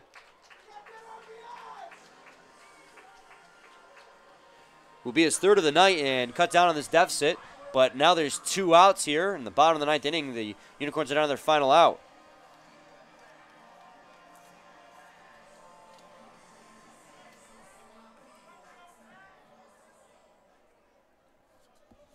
Tyler McVicker is up once again. First pitch to McVicker is going to be a strike, 0-1. He pinched hit for Mitchell Price. And that was back in the 5th. Actually, correction, the 7th. He struck out looking in that at-bat. And it'll be a ball away, 1-1. So this is his second at-bat of the ball game, and it's a big one here, as his team is trailing by 2 runs with the runners at first and second and 2 outs here in the bottom of the ninth inning. The 1-1 pitch comes in. Swing and a miss at that one, and the count's going to go to 1-2. And the Unicorns are down to their final strike here in this ball game. Nicololi over there at second, clapping his hands. Please bring me home. Please bring me home. The 1-2 pitch comes in. That's going to be a ball high, so count's going to fall even, 2-2.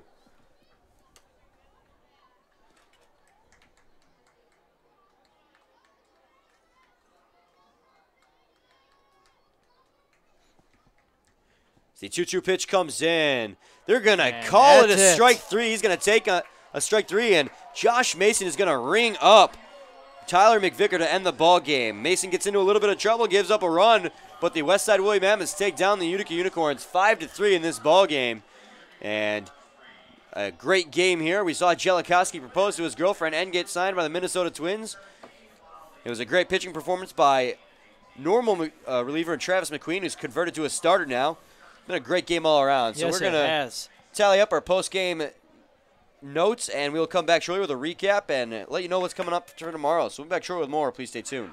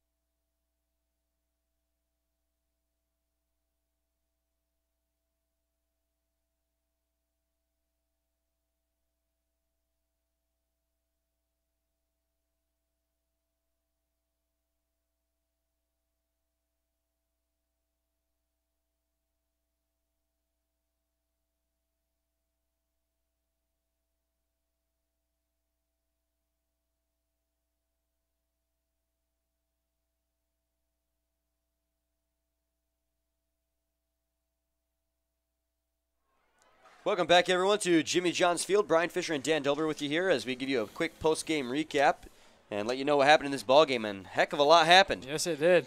So to start off with the pregame, or the game itself, I should say, the Mammoths ended up winning 5-3. That was thanks to a 3 RBI single in the first inning from Joe Davis, or the second inning, I apologize, that drove in 3 runs. Then in the 6th inning, they got one more on the board thanks to a fielder's choice RBI from R.J. Fuhr. Unicorns then scored 2 runs in the bottom of the 7th thanks to a 2 RBI single from Dylan Sprague, where after that it was an RBI single from R.J. Fuhr again in the top of the 8th inning that made it 5-2. And then in the bottom of the 9th, trying to close it out, Josh Mason on the mound gets the save, but he gives up 1 run. A sac fly RBI from Dylan Sprague. So Sprague and Fuhr exchanging runs there. Yep. Ended up being a 5-3 final. Good game for the Mammoths. Yes, it was. And you know what? How about Travis McQueen tonight? It was just amazing. Yeah, Travis McQueen was absolutely splendid again. In his second start here at Jimmy John's Field, he was a reliever for a long time, but they converted him to a starter. This is his second consecutive start for him. And Dan, what a splendid start it was. Yes, it was. And you know what? He went 6 innings. He did not give up any hits, give up no runs, and only had 1 walk and had 7 strikeouts. Yeah, there's not a single aspect about his game today that was bad. He was absolutely phenomenal on the mound for the Mammoths, and he set him up nicely for the win. Kimber fouled along with Mason. Each of them gave up a run. Kimber actually gave up 2 runs, so 3 runs between the 2 of them. Donnie Murray started on the mound for the Unicorns, and usually he's easy money for the Utica Unicorns, but he struggled today, went 3 innings pitched, gave up 5 hits, 3 runs, only 2 of which were earned, and walked 5 guys with striking out 3, and it was those walks that killed him. Yes, it did. You know, no matter how many batters you walk, it really gets your pitch count climbing. Yeah, and he walked a bunch of batters, and that ended up killing him, and he only went 3 innings pitched. DeYonker came into relief and went 4. A long relief appearance from him. It was pretty good as well. Only gave up 2 hits, 1 run, 1 walk, and 2 strikeouts. But unfortunately for him, he ended up getting the loss because he was on the mound for that 1 run. So the final score again was 5-3 in favor of the Mammoths. The winning pitcher was Travis McQueen. The losing pitcher was Alex DeYonker.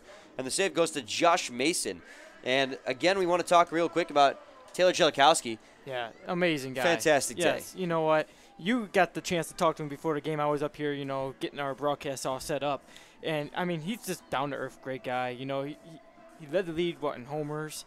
And I'm glad he got signed by the Twins. It was a fantastic day for him. Yes. The past 24 hours, you just can't even think about. Like, he was just being interviewed by Matt Deary here at the ballpark, and he did not sleep. He basically cried and contacted all of his family members. And then put on to that, he proposed to his longtime girlfriend as well. So that's great to see. Yeah, Matt said down there in the interview all that stuff that I said before the game, or during the game, about how he was just really grateful to the organization here at USPBL for giving him the chance, because if it weren't for us giving him the chance, well, not me particularly, but the league giving him the chance, he would never have gotten the looks from the Twins. That's what I love about this league. You get second chances, and what, that's now like 5 players, or 4 or 5 players now that just got signed this season. Yeah, 3 alone this week by the Twins, Martin and Dobnik are, and you have Taylor Jellikowski. When Martin and Jellikowski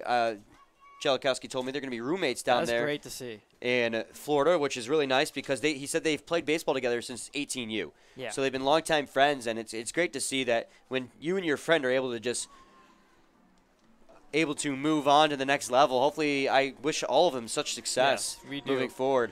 And, you know, we have a great matchup again tomorrow afternoon, and it's going to be between the Eastside Diamond Hoppers against the Unicorns, and that's a 1:35 p.m. start.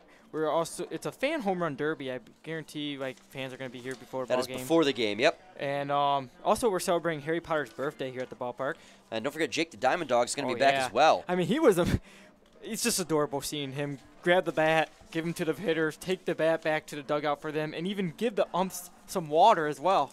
Yeah, he's a very well-trained dog, and he's very adorable at that. And we also have our own dog here for next season. His name is JJ. JJ, yep. Yeah, he's a great dog. You know what? Got to meet him before the game, and he's just adorable.